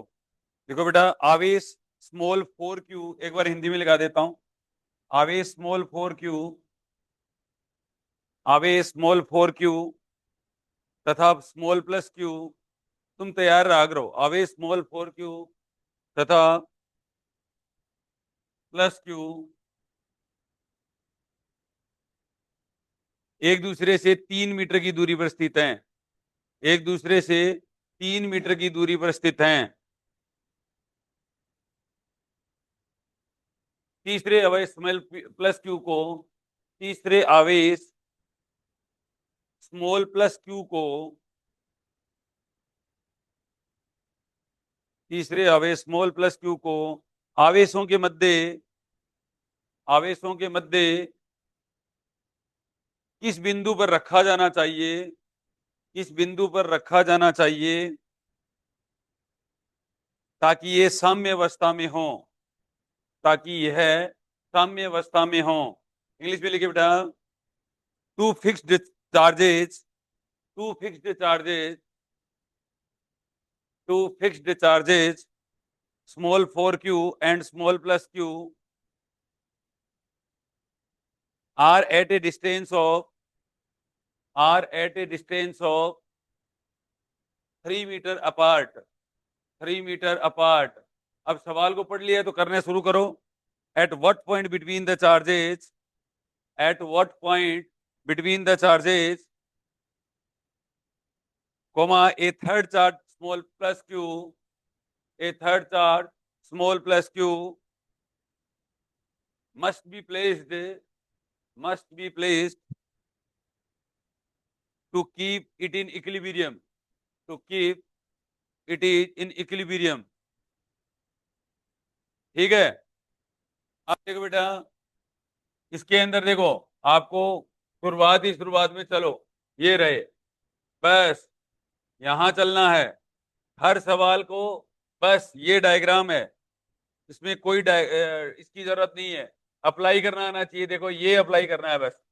अब यहाँ पर इसका सिमिलर देखो, Q1 बराबर 4Q दिया हुआ है, ठीक है बच्चों।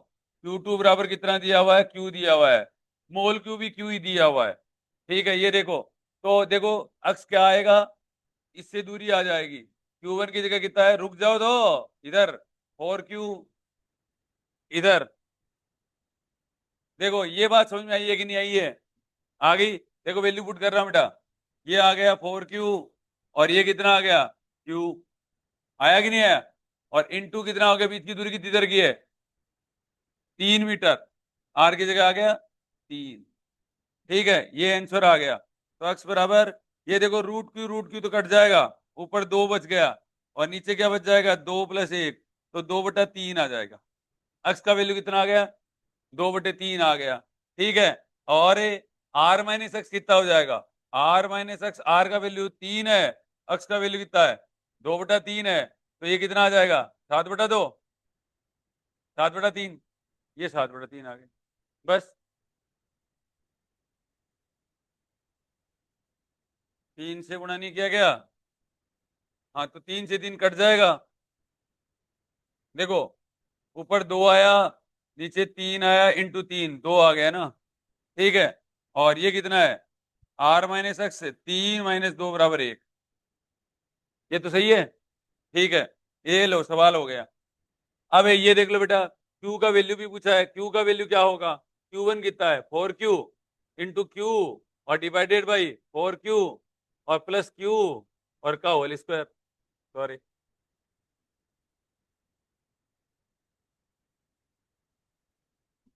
देखो -4Q Q square divided by 4Q plus Q और का होल स्क्वायर, ये आ गया। तो Q का वैल्यू कितना आ जाएगा, -4Q² और ये रूट क्यू बाहर आ जाएगा ना। देखो इसमें से कॉमन ले लेना, -4Q²।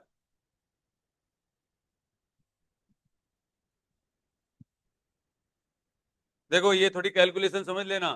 देखो बेटा अंदर ही अंदर √Q अंदर ही कॉमन लेना है, अंदर ही कॉमन लिया है मैंने, ठीक है। और ये 2 बच गया, 2 और प्लस 1 बचा कि नहीं बचा, ठीक है। तो ये आ गया Q बराबर माइनस, ये बाहर आएगा तो कितना हो जाएगा, -4Q² और ये आ गया Q और 9Q, 9Q आ गया, ठीक है। तो ये Q का वैल्यू जो आया वो भी कितना आ गया, Q डेज कह दो इसको, क्या कह दोगे, Q डेज कह दो इसको।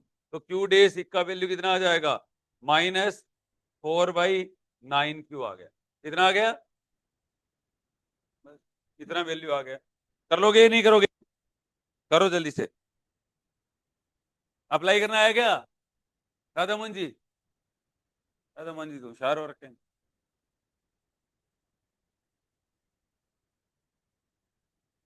जल्दी से करो।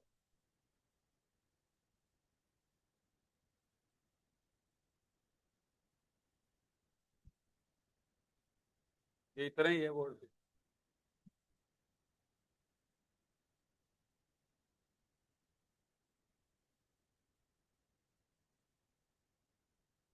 समझ में आया कि नहीं आया?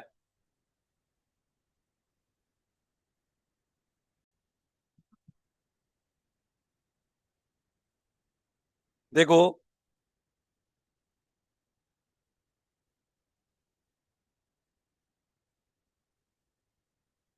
एक सवाल और लिखो, एक ट्राइंगल का और उसका और करवा देता हूं।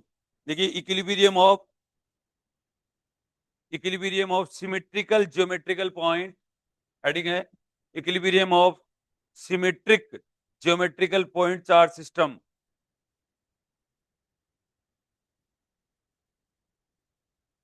हिंदी में लिखिए, equilibrium of symmetric geometrical point charge system. Equilibrium of symmetric geometrical point charge system. सममित ज्यामितीय बिंदुवत आवेश निकाय की साम्यावस्था। हिंदी में, सममित ज्यामितीय ज्यामितीय बिंदुवत आवेश निकाय की साम्यावस्था। आवेश निकाय की साम्यावस्था। समझ रहे हो? यहां तक देखो बच्चों, चीज वही है। आपको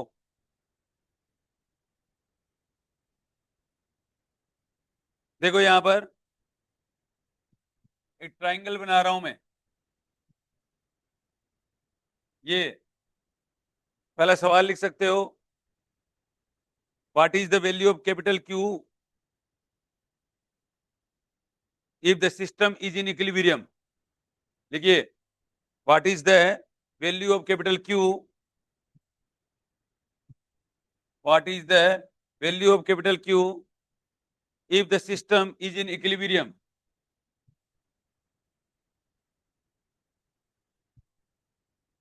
if the system is in equilibrium, लिखिए फॉर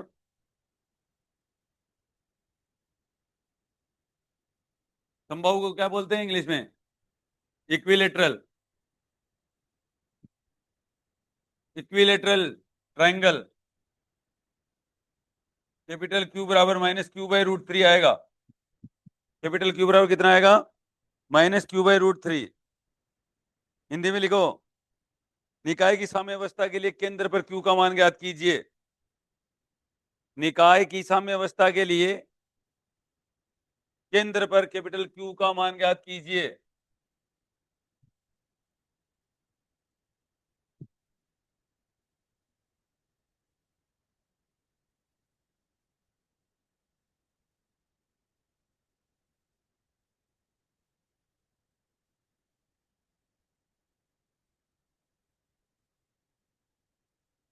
ये इस तरीके से दिया हुआ है, तो कैपिटल क्यू बराबर माइनस क्यू और two root two plus one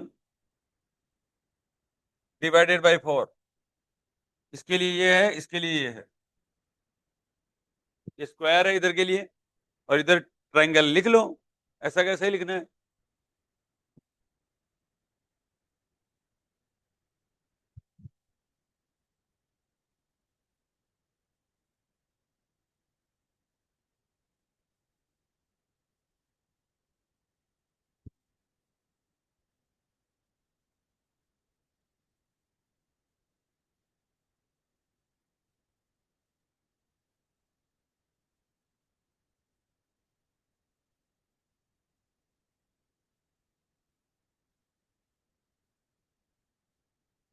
चले क्या?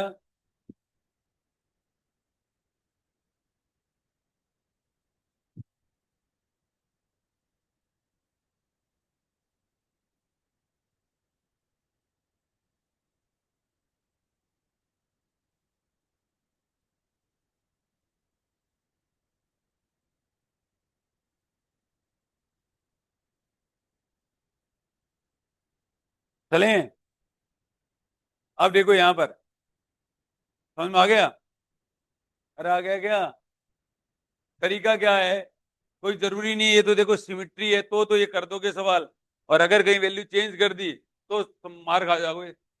अगर यहाँ वैल्यू अगर इसने चेंज कर दी ना, एक कैपिटल क्यू दे दिया और एक स्मॉल क्यू दे दिया या कुछ और दे देगा, तो आप मार खा जाओगे। इसका मतलब क्या हुआ, आपको करना आना चाहिए। इसका मतलब क्या हुआ, आपको करना आना चाहिए। तो ये एक बार मैं मिटा देता हूं और ये करते हैं पहले, ठीक है। क्वेश्चन नंबर फर्स्ट दे लेना, ठीक है।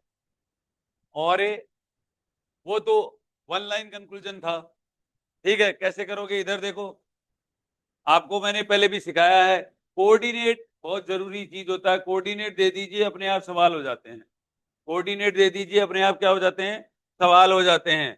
अब देखो बेटा, अपन क्या लगाएंगे, एफ वेक्टर बराबर ये फॉर्मूला लगाएंगे, कैपिटल Q1 कैपिटल Q2 और अपॉन आर क्यूब और आर वेक्टर। ये फॉर्मूला लगाना है और कुछ नहीं करना है आपको। और ये कोऑर्डिनेट देने हैं आपको। मैंने इसको क्या मान लिया, ओरिजिन मान लिया। मैंने इसको क्या मान लिया। अब देखो, यहाँ पर इलेक्ट्रिक फील्ड भी निकल जाएगा, फोर्स भी निकल जाएगा, पोटेंशियल भी निकल जाएगा, इलेक्ट्रिक फील्ड भी निकल जाएगा, मैग्नेटिक फील्ड भी निकल जाएगा, डाइपोल मोमेंट भी निकल जाएगा, सब निकल जाता है अगर आपको कोऑर्डिनेट देने आते हैं तो। ठीक है, ये देखो 0 0 दिया, ये कोऑर्डिनेट क्या दिया मैंने, A0 दिया। अब आपको पता है, आपको ज्यादातर तो इस कोऑर्डिनेट की जरूरत है यहां पर। तो अब ये इक्विलेटरल है, 33 डिग्री हो गया, ये कितना हो गया, 30 डिग्री। तो अब आपको ये वैल्यू देना पड़ेगा। ये वैल्यू कितना होगी, इसके कोऑर्डिनेट कितने हो जाएंगे, कोई बताएगा क्या।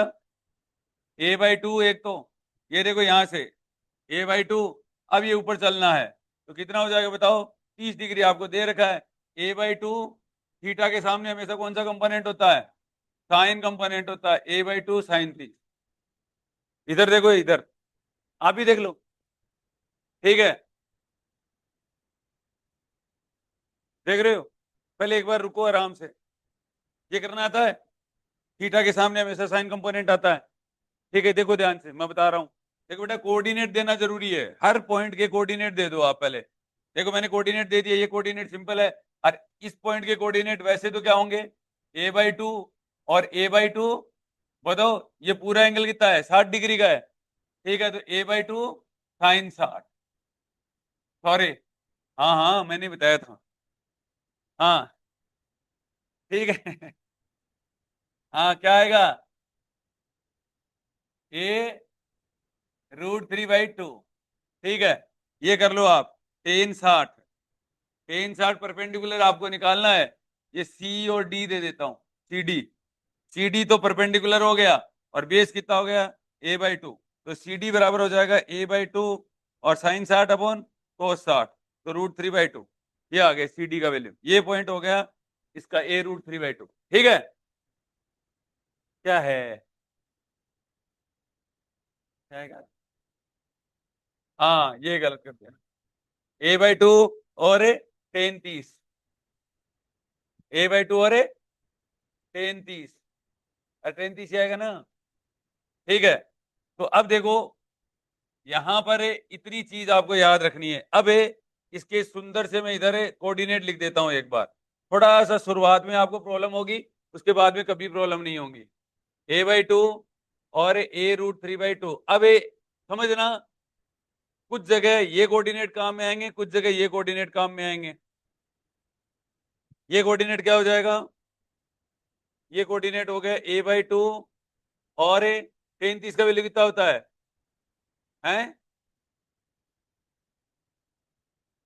A/2√3 ना। और ये हो गया आपका A0, सॉरी 0 0, ये आ गया A0। और ये इतने ही, जहां जहां चार्जेस पड़े हैं ना, वहां अपने को रखने की जरूरत है, बस। अब वैसे तो आपको एक बात बताऊं, आपको क्या करना है, तीन चार्जेस पड़े हैं, चार चार्जेस हैं, चारों की वजह से क्या लिखना है, फोर्स का वैल्यू रखना है आपको, ठीक है। ये मान लो वन वन टाइप का चार्जेस है, ये 2 नंबर है, ये 3 नंबर है, और ये 4 नंबर चार्ज मान ले, तो मान लो क्या, अरे आपकी इजाजत हो तो मान लूं। अब ऐसे ही तो देखो इलेक्ट्रिक फील्ड निकलेगा, ऐसे ही आपका ये सेम चीजें निकलेंगी। अब यहाँ पर कुछ कुछ चीजें अपने आप आसान होती जाती हैं। अब देखो, जैसे कई कई बच्चों को तो कोऑर्डिनेट याद ही हो गए, ये हर बार आएगा, इसका डाइपोल मोमेंट निकालना भी आएगा, ठीक है, इसका मैग्नेटिक फील्ड भी निकालना आएगा, हर बार यही आता है, ठीक है। तो कैसे करना है बताओ, ये फॉर्मूला लगाना है। अब इस क्यू द्वारा इस क्यू पर एक तो हो गया, तो इसका मतलब हो गया 1 3 हो गया, F 1 3 बोलो, 1 3 का मतलब क्या हो गया, बोलो 1 3 का मतलब 1 द्वारा 3 पर है। एक और बोलो एफ है। 2 द्वारा 3 पर है, 2 द्वारा 3 पर, और बोलो 4 द्वारा, और ए 3 पर। एक कॉमन कर लो, कोई सा ही एक ले लो। मैंने तीसरे वाला कॉमन कर लिया, इसके द्वारा इस पर, इसके द्वारा इस पर, इसके द्वारा इस पर लगाएगा, equal to force, total force equal to कितना होता है? 0। समझ में आ गया? अब ये जो नीचे आर है, ये बीच की दूरी होती है, दो चार्जेस की क्या होती है? बीच की दूरी होती है। F31 का वैल्यू क्या हो जाएगा बताओ? ऐसे लिख दूंगे, देखो KQ² और डिवाइडेड बाई बोलो 31 का, ये रहा बीच की दूरी। बीच की दूरी ए ही है। अरे बीच की दूरी कितनी है? A³ आ गया। कितना आ गया? A³ आ गया। और वेक्टर कैसे लिखोगे आप इसका? इस कोऑर्डिनेट में से पीछे वाले कोऑर्डिनेट घटा देने हैं, तो ये कितना आ जाएगा?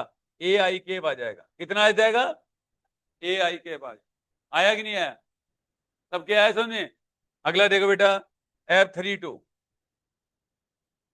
F32 देखिए, ये बहुत सिंपल तरीका है, शुरुआत के अंदर थोड़ी दिक्कत होती है। ठीक है, देखो बेटा F32, ये 3 रहा और ये 2 रहा, ये रहा। ठीक है, KQ² लिख दूं?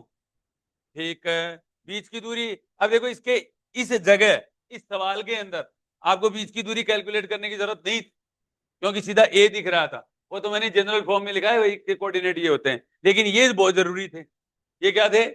बहुत जरूरी थे। ठीक है, ये देखिए बेटा, A³ हो गया। अब बोलो ये क्या लिखोगे?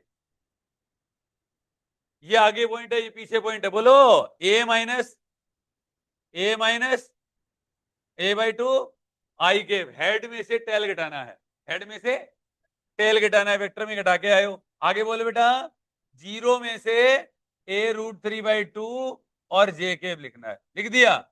ये लो, पाया समझ में? आ गया सब बच्चों के? देखो कितना सिंपल है ना। अगला देखो, अब I², J² K² के बिना होगा नहीं ये सवाल, ध्यान रखना। तुम ऐसे सोच रहे हो ऐसे ही हो जाएगा। F34 यहां लिख दूं क्या? अब देखो बेटा, 3 4 के लिए बहुत जरूरी चीज थी ये, F34। ठीक है, बोलो KQ²। क्यू है ना ये बीच में, कैपिटल क्यू है। अरे बीच में क्या है? Capital Q. ठीक है, कैपिटल क्यू और डिवाइडेड बाई, बोलो डिवाइडेड बाई। अब डिवाइडेड बाई सपोज करो किसी को करना नहीं आता, कोई बात नहीं है, A-A/2 I²। बोलो हाँ, ठीक है, और बोलो, और 0 माइनस A/2√3 और J²। ये लिख दिया। और डिवाइडेड बाई क्या लिख दोगे? ये इसी का स्क्वायर ही होता है, A²/4 है और A²/12 और का रूट ही है बीच की दूरी। देखो ये बच गया, उसका स्क्वायर कर दिया, और ये इसका स्क्वायर कर दिया, A²/12। यही दूरी है। अब कुछ कैलकुलेट करने की जरूरत भी नहीं है। और कुछ, अरे बताओ समझे नहीं समझे हो? तू मेरी तरफ देख रही, इधर देख।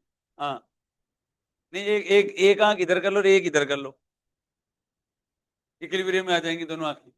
हाँ, अरे बोलो अंजलि, समझ में आ गया? हो गया। अब देखो बेटा, और वैसे एक्चुअली में आपको थोड़े दिन सवाल करोगे ना, तो आपको ये पता चल जाएगा A/√3 है ये बीच की दूरी कितनी होती है? A/√3 होती है। ठीक है, तो ये हो गया बेटा, implies that KQ²/A² plus KQ² divided by A² ही कर देता हूँ, ये कॉमन आ गया ना यहाँ से, तो ये आ गया I², और ये आ गया -√3/2। ठीक है, और J²। आया कि नहीं है? ये देखो, ए में से आधा, और ये माइनस, ये आ गया, और ये क्या आ गया? KQ कैपिटल Q, और ये आ जाएगा A/2 I², और माइनस A/2√3 J², और डिवाइडेड बाई A/√3 है। ये कितना है? A/√3 है, और इक्वल टू कितना हो गया? 0 हो गया।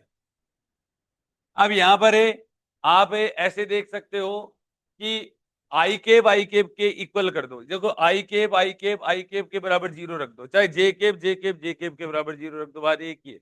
I² वाला क्या है? Q²/A²। बोलो Q²/A²। के काट रहा हूं, काट दूं क्या या नहीं काटता हूं? ठीक है, I² वाले ले लो बेटा, भाई 2A², बोलो तो, और प्लस KQ और कैपिटल Q और A/2 और अपॉन ए बाई √3 और का होल स्क्वायर कहाँ गया रे? होल क्यूब ही था ना? हाँ होल क्यूब था भाई। ठीक है, क्योंकि ये ए लिख रखा है मैंने अभी। ये सही है क्या? अरे बोलो। इक्वल टू 0, ये आ गया, यहां तक लिख दिया। तो ये देखो यहां पर ये कितना आ गया, Q² / A²। ये 1/3/2 हो गया ये। अरे ये सेम ही तो नंबर है, 3/2। और एक के तो काट ही दूं, और Q² भी काट दो चाहे आप।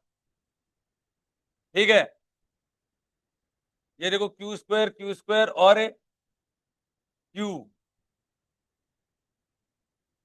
ठीक है,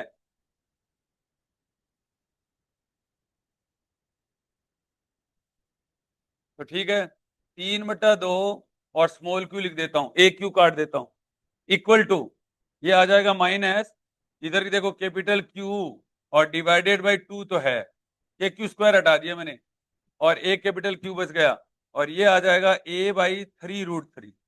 कितना आ जाएगा? A/3 भी काट दो आपसे, ये आ गया 1/3√3, क्योंकि Q² सब में कट जाएगा ना, A²। ये आ गया मेरे पास में। तो ये देखो Q बराबर आ गया -Q, और देखो 2 से 2 इधर भी कट जाएगा ये, तो ऊपर क्या बच गया? ऊपर आ गया 3√3 और डिवाइडेड बाई 3Q। ये आ गया ना? तो यहां से आ गया सवाल, आंसर आ गया Q बराबर -Q/√। आ गया ना? यही तो था। आ गया समझ में? अब एक बार आपको क्या करना पड़ेगा, सवाल को करना पड़ेगा, हर बार सिमेट्री देगा नहीं वो, हर बार सिमेट्री देगा नहीं। ठीक है, अब बताओ समझ में क्या नहीं आया, बताओ यहां पर, बताओ समझ में क्या नहीं आया। ये एक बार आपको हार्ड लगेगा, लेकिन तरीका सेम है। एक बार आपको क्या लगेगा? हार्ड लगेगा, तरीका सेम है, तरीका सेम रहेगा। अब ये देखो ये इतना इफेक्टिव है, ना तो बीच की दूरी का कोई क्या रहेगा, लोचा रहेगा, ना तो कोई बीच की दूरी का प्रॉब्लम है, ना कोऑर्डिनेट का प्रॉब्लम है।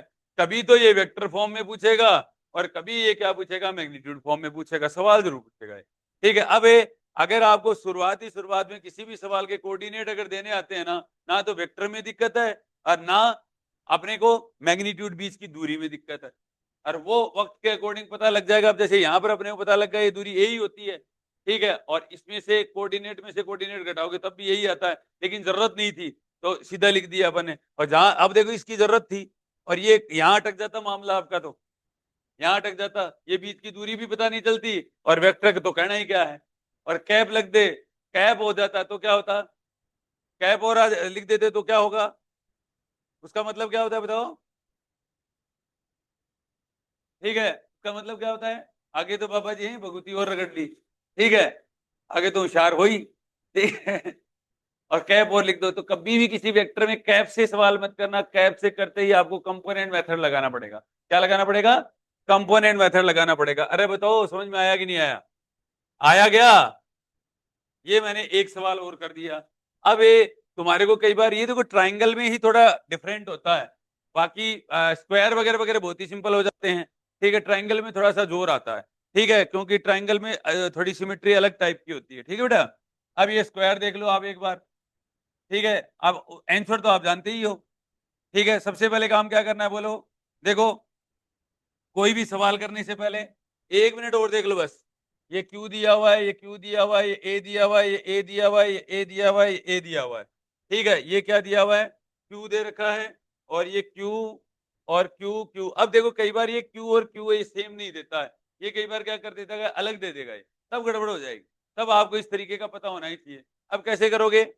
अब देखो, अपना वही बड़ा सुंदर सा तरीका है, कैपिटल Q1 पहले तो आप फॉर्मूला लिख लो बेटा, आर क्यूब और आर वेक्टर, ये तो अपने को लगाना है।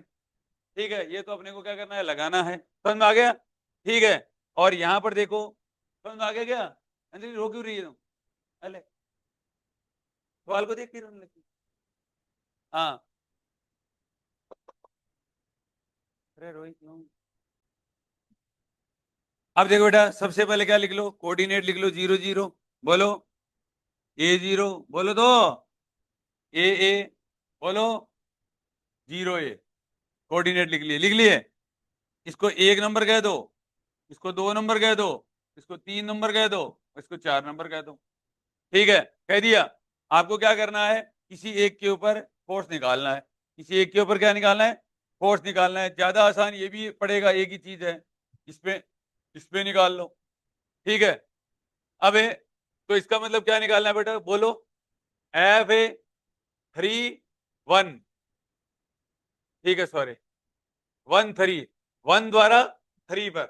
आगे बोलो बेटा, 1 द्वारा 2 पर। आगे बोलो, 1 द्वारा 4 पर, इक्वल टू 0। बस इतनी तो बात थी। अब क्या करना है, अब आपको कुछ भी नहीं करना है, ये लगाना है। देखो इसके ऊपर चार्जेस देखो, KQ² और डिवाइडेड बाई, बोलो डिवाइडेड बाई, ये आपको पता है ना, √2a दूरी होती है, √2a की पावर क्यूब होती है। ये दूरी √2a होती है, ए और ये √2। अरे आधार स्क्वायर पर लंब स्क्वायर बराबर करंट स्क्वायर है। ठीक है, और ये क्या हो जाएगा, ये वेक्टर फॉर्म लिख दो। अब वेक्टर फॉर्म नहीं लिखे तो गड़बड़ हो जाएगा मामला, ये ध्यान रखना। A i कैप और J कैप, क्योंकि कंपेयर करना है। I कैप के गुणांकों की क्या करनी है, तुलना करनी है। भीजा जी इधर, हाँ कपड़े क्यों खा रही है, सो गए क्या, क्या बेटा, बीच में भी था क्या, हाँ बीच में भी है, ये तो अपने घर का ही है। ये ले, खुश, नाराज हो गए, हाँ ये देखो बेटा, हाँ क्या कर रहे हो, 32 पर, हाँ बल तीसरे पर।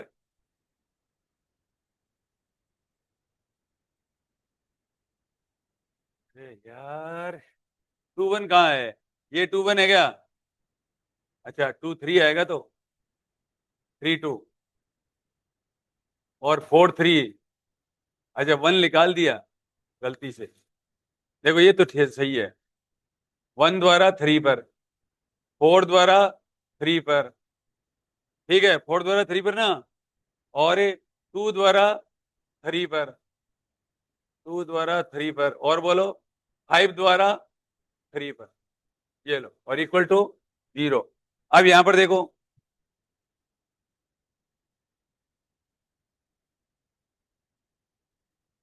F3 4 देखो, F3 4 कोई बताएगा क्या, 3 4, अरे बोलो भाई, KQ² अपॉन A³ इंटू, ये घटा लो, A I माइनस कहाँ है, हेड पहले लेना है, जिस पर निकाल रहे हो पहले लेना है, उसमें से पीछे के कोऑर्डिनेट घटाने।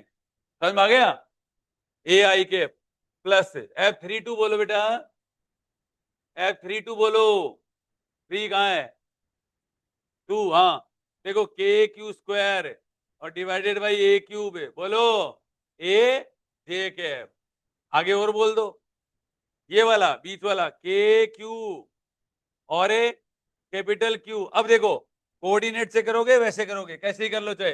ये कोऑर्डिनेट कितना होता है बेटा, A/2 अरे ये कोऑर्डिनेट कितना होता है, ये तो दिख ही रहा है, तो A² बाई, देखो पहले तो ये लिख दो A/2 I और A/2 J। अरे आधे में से आधा, और A²/4 और A²/4 और का रूट, सॉरी 3, तो आपको तो वैसे पता ही होगा, A² बाई 4 प्लस A²/4 और की पावर 3/2, की पावर 3/2, ये लिखना है। अब I कैप J कैप के कोफिशिएंट आप क्या कर लो, अलग कर लो। ठीक है, ज्यादा आसान हो जाएगा ये। ठीक है, तो यहां पर देखो, यहां से I कैप वाले ले लूं क्या, ठीक है, K को तो उड़ा दो चाहे आप।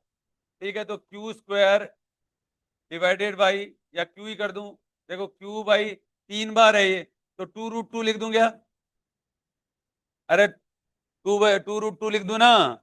इधर देखो, इधर तुम ऐसे टेढ़ा किसी और का है, हाँ ऐसे मुड़ना है, इधर तक मुड़ गया, इधर इधर मुड़ना है, ठीक है, इधर इधर हाँ देखिए, अगला देखो बेटा, अब यहां से देखो, एक एकदम आराम से देखना, यहां कट गया तो प्लस क्यू बाई ए ही बच गया बेटा, ए स्क्वायर,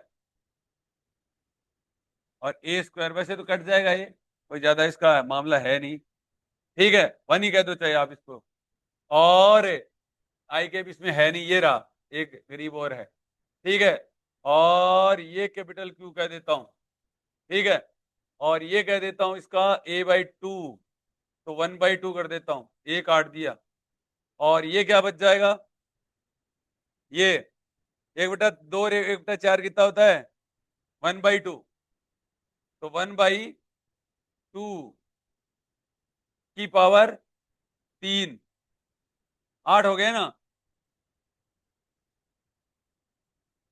यही तो आएगा, one by two root two नहीं आएगा, ये बोल ही नहीं रहे, और ए स्क्वायर, ए कट गया, क्या बोल लो, करना आता है कि नहीं करना, फोर एलसीएम ले लिया, एक प्लस एक बटा दो बच गया, और एक बटा दो की क्यूब ले लो, डिवाइडेड बाई टू कर दो, तो ये कितना हो जाएगा, आठ है, और आठ का रूट कितना होता है, ठीक है, दो रूट टू,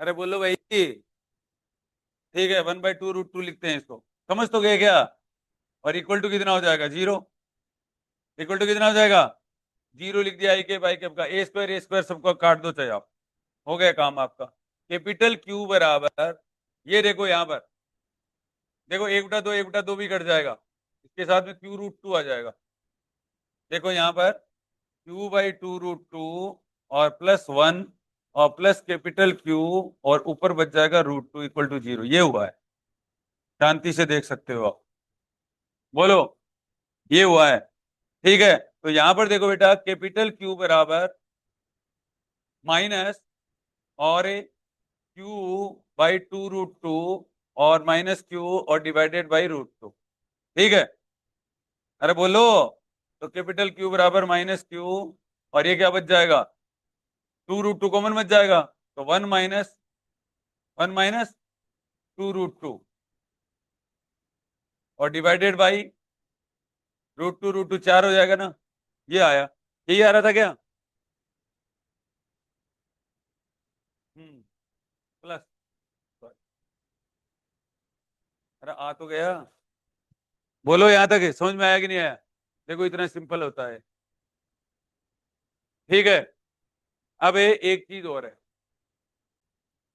सुनो, ध्यान से देखो, सवाल को चेंज कर दिया, देखो ध्यान, अपन ने जो फॉर्मूला लगाया था, इसमें कोई डाउट नहीं है, अपन सिमेट्री के लिए फॉर्मूला यूज कर सकते थे, बट देखो मैग्नीट्यूड चेंज कर, अब क्या करें, अब आपको कंपोनेंट मेथड लगाना ही पड़ेगा, ठीक है, क्या करना पड़ेगा, कंपोनेंट मेथड लगाना ही पड़ेगा, समझ में आ गया, आई केप जे केप वाला आपको शुरुआत में हार्ड लगेगा, ये ऐसी बात नहीं है, सीधे भी हो जाते हैं सवाल, ऐसी कोई दिक्कत नहीं है, लेकिन बड़े इलेक्ट्रिक फील्ड का कैसे निकालोगे, मैग्नेटिक फील्ड कैसे निकालोगे, फोर्स कैसे निकालोगे, और फिर वो क्या नाम, सिंपल हार्मोनिक मोशन कैसे निकालोगे, ठीक है, तो बहुत सिंपल सही तरीका होता है, ठीक है, आप काम कर सकते हो यहाँ पर, एक तरीका है कि कंपोनेंट मेथड भी है, ये तो ठीक है, स्क्वायर का किया हुआ है, ट्रायंगल का तो किया हुआ है नहीं, ठीक है, तो ये वही चीज है, तो ये वाला बताओ, देखो इसने क्या किया, इसके द्वारा इस पर लगाया गया फोर्स, इसके द्वारा इस पर लगाया गया फोर्स, फिर इसके द्वारा इस पर, इसके द्वारा इस पर लगा दिया फोर्स, और इक्वल टू जीरो, और बीच वाला चार्ज और नहीं रखा है इसने,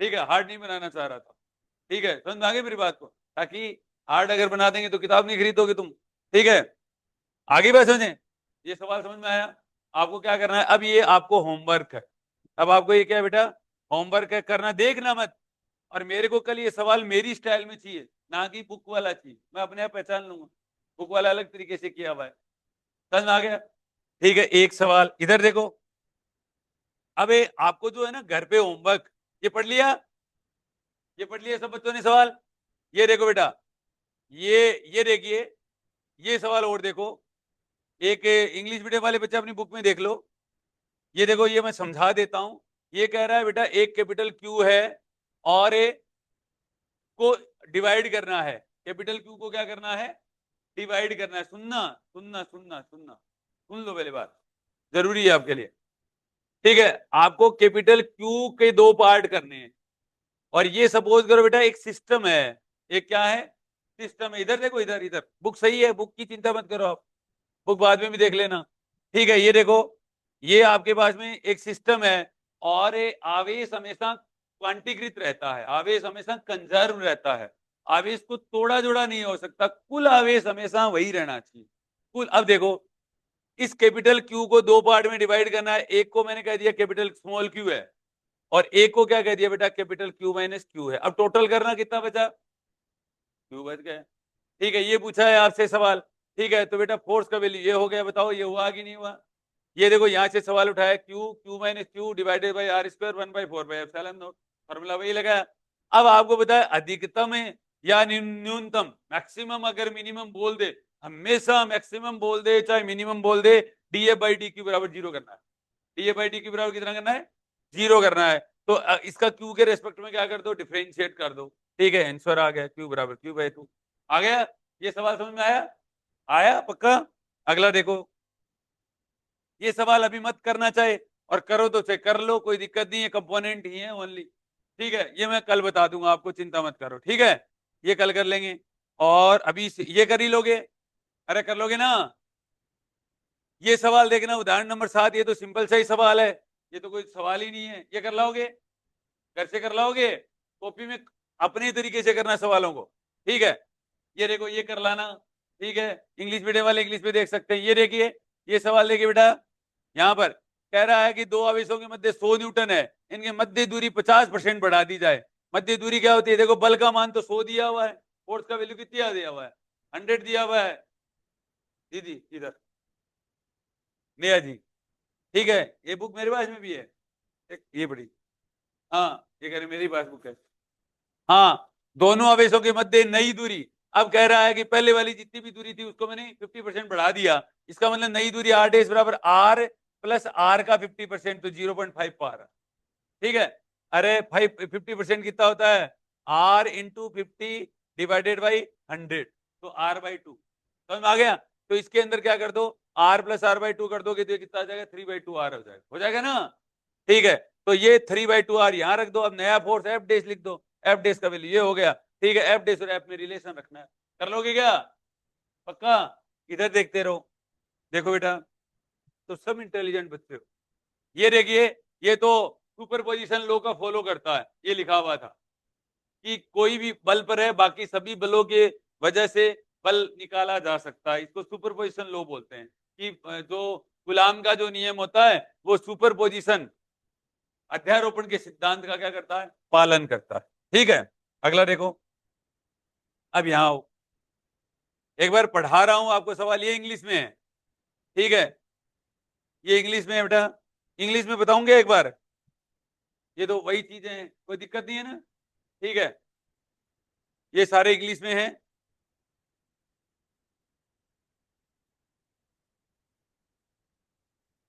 ठीक है, अब यहां आओ एक बार, वो अपना देखो वही उसी तरीके का सवाल किया हुआ था, क्यू बराबर माइनस क्यू बाई 2√2, वही चीज किया हुआ है। ठीक है, कोई दिक्कत वाली बात है नहीं वैसे तो। ठीक है, अब यहां पर देखो, ये देखिए पहला सवाल, एक बार सवालों को पढ़ा रहा हूं अनली बेटा। ये कह रहा है कि परमिटिविटी की डायमेंशन बताओ, परमिटिविटी की डायमेंशन बताओ। तो एफ बराबर के क्यू स्क्वायर और डिवाइडेड बाई आर स्क्वायर, या 1/4 एप्सिलॉन नॉट, 1/4 एप्सिलॉन नॉट। तो एप्सिलॉन नॉट बराबर कितना हो जाएगा, F into R square divided by epsilon बराबर, सॉरी, एप्सिलॉन नॉट बराबर ये आ जाएगा Q square upon F into R square, I बराबर क्यू इंटू टी, तो ये हो जाएगा I square T square divided by F into R square. कर लोगे, एमएलटी फॉर्म लिखना है, अरे बोलो। ठीक है, ये सवाल देखिए, अब देखिए यहाँ पर अगला अगला सवाल देखिए, नेक्स्ट नेक्स्ट सवाल देखिए बेटा, यहाँ वाला ये देखिए, तो इतना प्यारा सवाल है, समझिए बात को। आप अगर जब तक सवालों को पढ़ने की आदत नहीं डालोगे ना, सवाल समझ में ही नहीं आएगा। ये देखो कह रहा है, हिंदी इंग्लिश वाले इंग्लिश में पढ़ लो बेटा, एक बड़ा धनात्मक आवेश एक छोटे धनात्मक आवेश पर, ये कह रहा है कि एक बड़ा आवेश है और एक छोटे आवेश है, और इस पर एक छोटा बल धनात्मक, बड़े आवेश धनात्मक बल एफ लगाता है, एक एफ लगा रहा है और एक एफ डेस लगा रहा है। ये क्या लगा रहा है, एक एफ लगा रहा है, एक क्या लगा रहा है, एफ लगा रहा है। और आपको पता है फिजिक्स की भाषा में एफ और एफ डेस हमेशा क्या होते हैं, बराबर। और जिसको अपन ने डेरिवेशन में किया था कि F12 और F21 हमेशा दोनों एक दूसरे क्या होते हैं, बराबर होते हैं। तो ये वाला आंसर हो जाएगा। ठीक है, कोई बड़ा लगाए जो छोटा लगाए, जो छोटा लगाए जो बड़ा लगाए, मैग्नीट्यूड हमेशा क्या होगा, बराबर होगा। वो एक ही बल से क्या करेंगे, खींचेंगे। ठीक है, क्या करे हो हैं? हाँ तो एक ही बात है, तो वेक्टर कौन सा अलग हो जाएगा, चार्ज तो दो ही हैं। हाँ, वो इतना लोड नहीं देना। ठीक है, ये वैसे हटा दे तू, ये हटा दे, गलती से लिखा गया, इसके ऊपर लिख दे, गलती से लिखा गया। क्या लिख देगा, तेरे को यही क्यों दिखा, बाकी में तो तेरे को वेक्टर कहीं नहीं दिखा। इसका मतलब तेरी आंखें तेज हैं, गलती तुरंत पकड़ लेता है। इसका मतलब नेगेटिव बातों पे ज्यादा ध्यान देता है। कॉपी में एक भी तो है या तो तीन में, तो यहां तो नहीं दिखा तेरे को है। इसका मतलब गलती से लग गया, ठीक है ना। ये क्या लगा हुआ है? वैसे सवाल उस बच्चे का सही है। ठीक है, वेक्टर वाइज ये क्या नहीं होते हैं, बराबर नहीं होंगे, बिल्कुल एग्जैक्टली ये सवाल बोला है। समझ में आ गया। वेक्टर वाइज, अगर वेक्टर वाइज ये सवाल पूछता ना, ठीक है, तो देखो बच्चों ऐसे होता है ये। ठीक है, या एफ वेक्टर बराबर माइनस एफ डेश वेक्टर। ठीक है, वेक्टर वाइज ये, मैग्नीट्यूड वाइज। ठीक है, करेक्शन करोगे इस बात के अंदर, वेक्टर वाइज ये है, ये आंसर आएगा, लिख लेना। और ये अभी अभी नहीं, अभी नहीं, अभी नहीं, घर पे घर पे। हाँ, अभी तो सवाल पढ़ने हैं ओनली। देखो बेटा, अगला सवाल देखिए। क्या बेटा,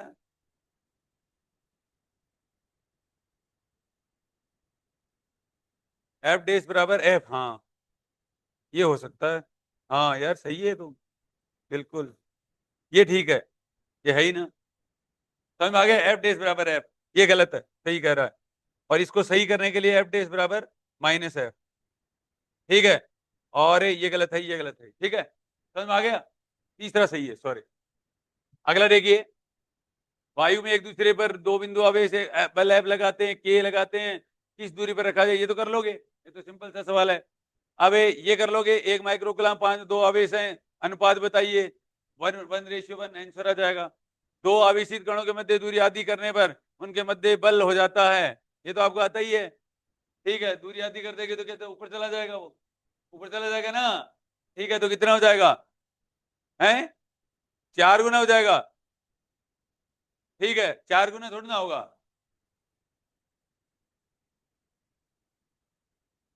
ठीक है, तो आर का डबल करना है, ठीक है ना, आर का r/2 करना है, 4 ऊपर चला जाएगा, वो आर स्क्वायर ही बच जाएगा, 4 गुना हो जाएगा। ठीक है ना, अरे निवेदिती। ठीक है, अब ये आपको अभी मैंने पढ़ाया नहीं है, ये कोई रहने देना है एक बार, क्योंकि वो क्वांटाइजेशन ऑफ चार्ज से सवाल है ये। अगला देखो बेटा, ये इंग्लिश में है, ये देखिए यहाँ पर।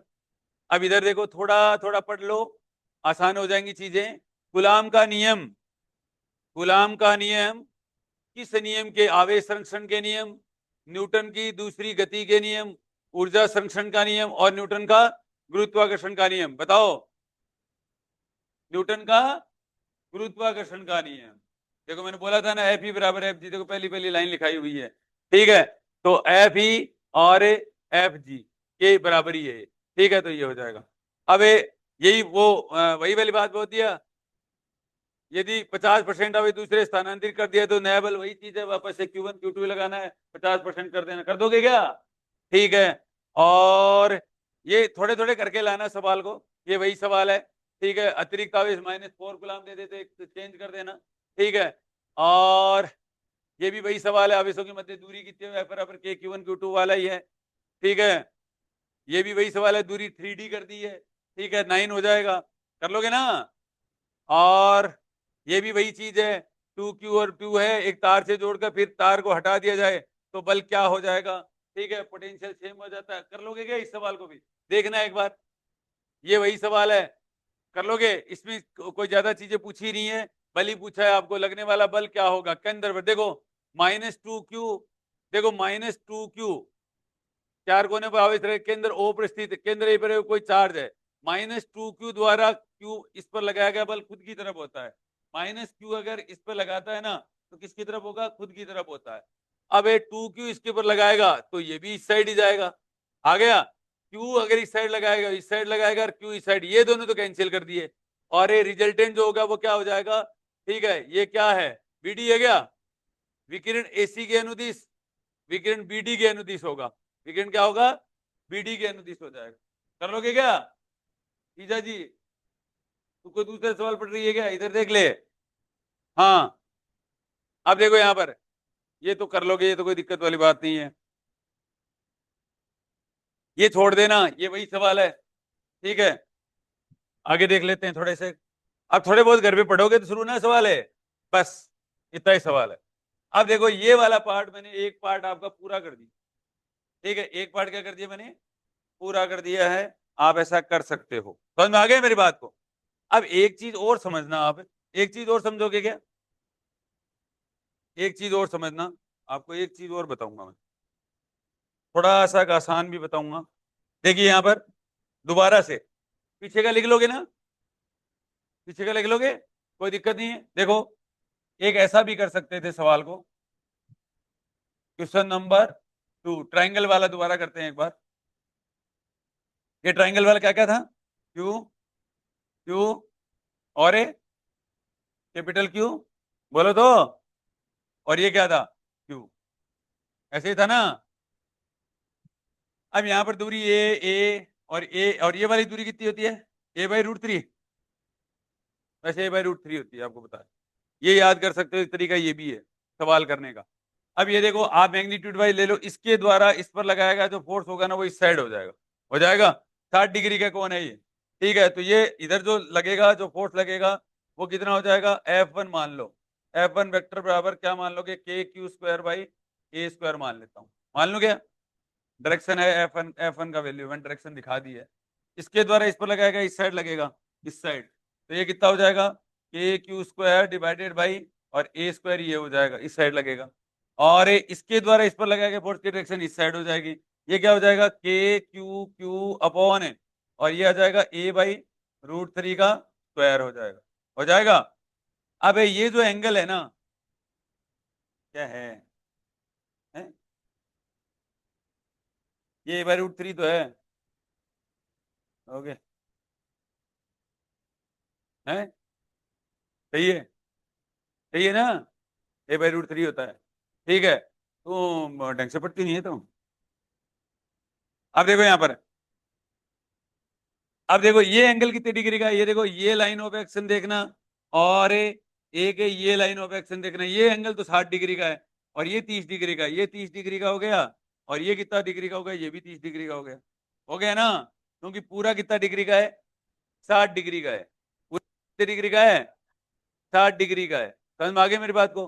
तो यहाँ पर क्या कर सकते हो, कंपोनेंट मेथड लगा सकते हो आप, यहाँ पर क्या लगा सकते हो, कंपोनेंट मेथड लगा सकते हो आप। ये देखो एक तो इस साइड पटक दो आप इसको, ठीक है, और एक क्या कर दोगे इस साइड, तो रिजल्टेंट आपका निकल जाएगा यहाँ पर, ठीक है, निकल जाएगा ना। तो यहाँ पर इसका कंपोनेंट डाल दीजिए, इस तरीके से भी सवाल किया जा सकता है, सीधा का सीधा कर सकते हो, ठीक है। वो बात वही होगी, वो ज्यादा आसान है, समझ में आ गया मेरी बात को, वो ज्यादा आसान पड़ेगा IK JK वाला।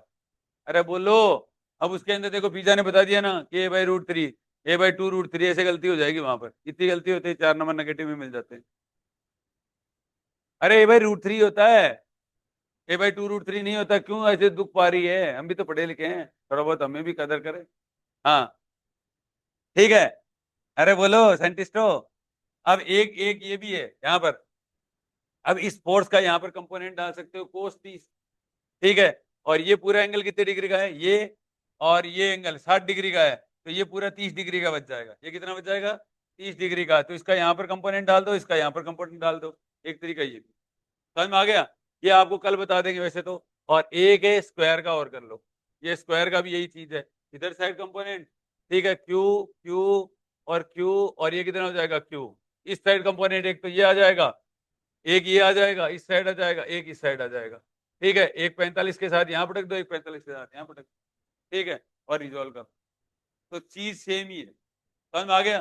तो मेरे को तो वो ज्यादा आसान लगता है तुम्हें, और तुम्हारे स्वास्थ्य के लिए भी बढ़िया रहेगा, ठीक है, स्वास्थ्य के लिए क्या रहेगा, बढ़िया रहेगा, ठीक है। करो सवालों को, पहले वो कर लो, इसको अपन बाद में ट्रीटमेंट कर लेंगे इसका। लिखोगे नहीं लिखोगे?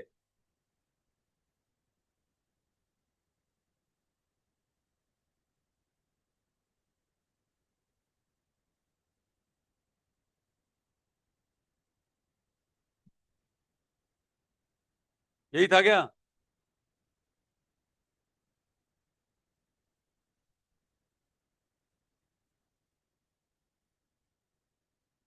ये था, यही था ना? ये लो। क्या है? हाँ, कितनी है?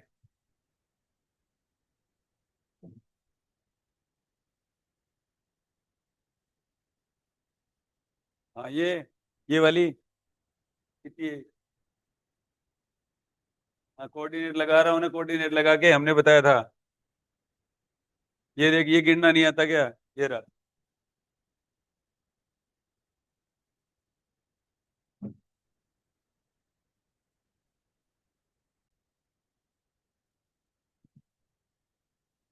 हाँ हाँ, जल्दी। वो आराम कर रहा है। 5 मिनट में लिख दो। वाले तो आसान है।